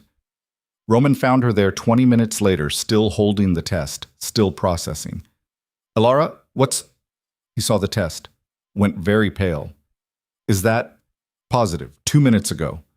He sat down on the couch like his legs had stopped working. We're having a baby. Yeah. I'm going to be a father. Yeah. He looked up at her, and the fear in his eyes was palpable. I don't know how to do that. Be a father. Be good at it. She sat beside him, took his hand. Neither do I. Be a mother, I mean, but we'll figure it out. What if I screw it up? What if I'm terrible at it? You won't be. She squeezed his hand. You're going to be overprotective and controlling and probably install security cameras in the nursery. Definitely installing security cameras. But you're also going to love this kid with everything you have, just like you love me. She smiled. That's what matters. He pulled her against him, holding her like she might disappear. I never thought I'd have this. A family. Something real. You have it now. Because of you. He pulled back enough to see her face. Everything good in my life is because of you. That's a lot of pressure. You can handle it. He kissed her, soft and careful. You can handle anything. The baby arrived 7 months later, a girl with Roman's dark hair and Ilara's stubborn chin. They named her Sarah, after Ilara's mother, and Roman cried when he held her for the first time. The bakery expanded. The fund helped launch 15 new businesses in the first year. Roman slowly shifted his empire toward legitimate ventures, using Ilara's values as a compass. It wasn't perfect. They still fought about his overprotectiveness. She still struggled with the darkness in his world, but they worked at it, every day, choosing each other over and over. 5 years after their wedding, Ilara stood in the original Quinn's bakery, now a training center for the fund's recipients, and watched Roman teach their daughter how to measure flour. Too much, he was saying. We need exactly 2 cups. But I like flour. I know, baby, but the recipe says 2 cups. Sarah dumped in 3 anyway, grinning up at her father with complete confidence that he'd forgive her. He did, of course, added more of the other ingredients to compensate, turned it into a teaching moment about ratios and adaptation. Maya appeared beside Ilara. He's gone completely soft. He really has. You did that. We did that. Together. Ilara watched her husband and daughter covered in flour, laughing at something silly. I couldn't have done any of this alone. Maybe not. But you chose to try. That's what matters. The woman Ilara had been 5 years ago, desperate, alone, willing to marry a stranger to survive, felt like a different person entirely. That girl had been brave out of necessity. This woman was brave out of choice. She'd built a life from ruins, found love in a transaction, created family from loneliness. And every morning she woke up grateful for the strange, complicated, beautiful mess of it all. Roman looked up, caught her watching, smiled in that way he reserved only for her. She smiled back, and in that moment everything they'd fought for felt worth it. The bakery, the fund, the family they'd created, all of it worth every struggle. Sarah called out, "Mama, come help. Daddy's making a mess." "I am not making a mess. You're making a mess." "Daddy's making a mess."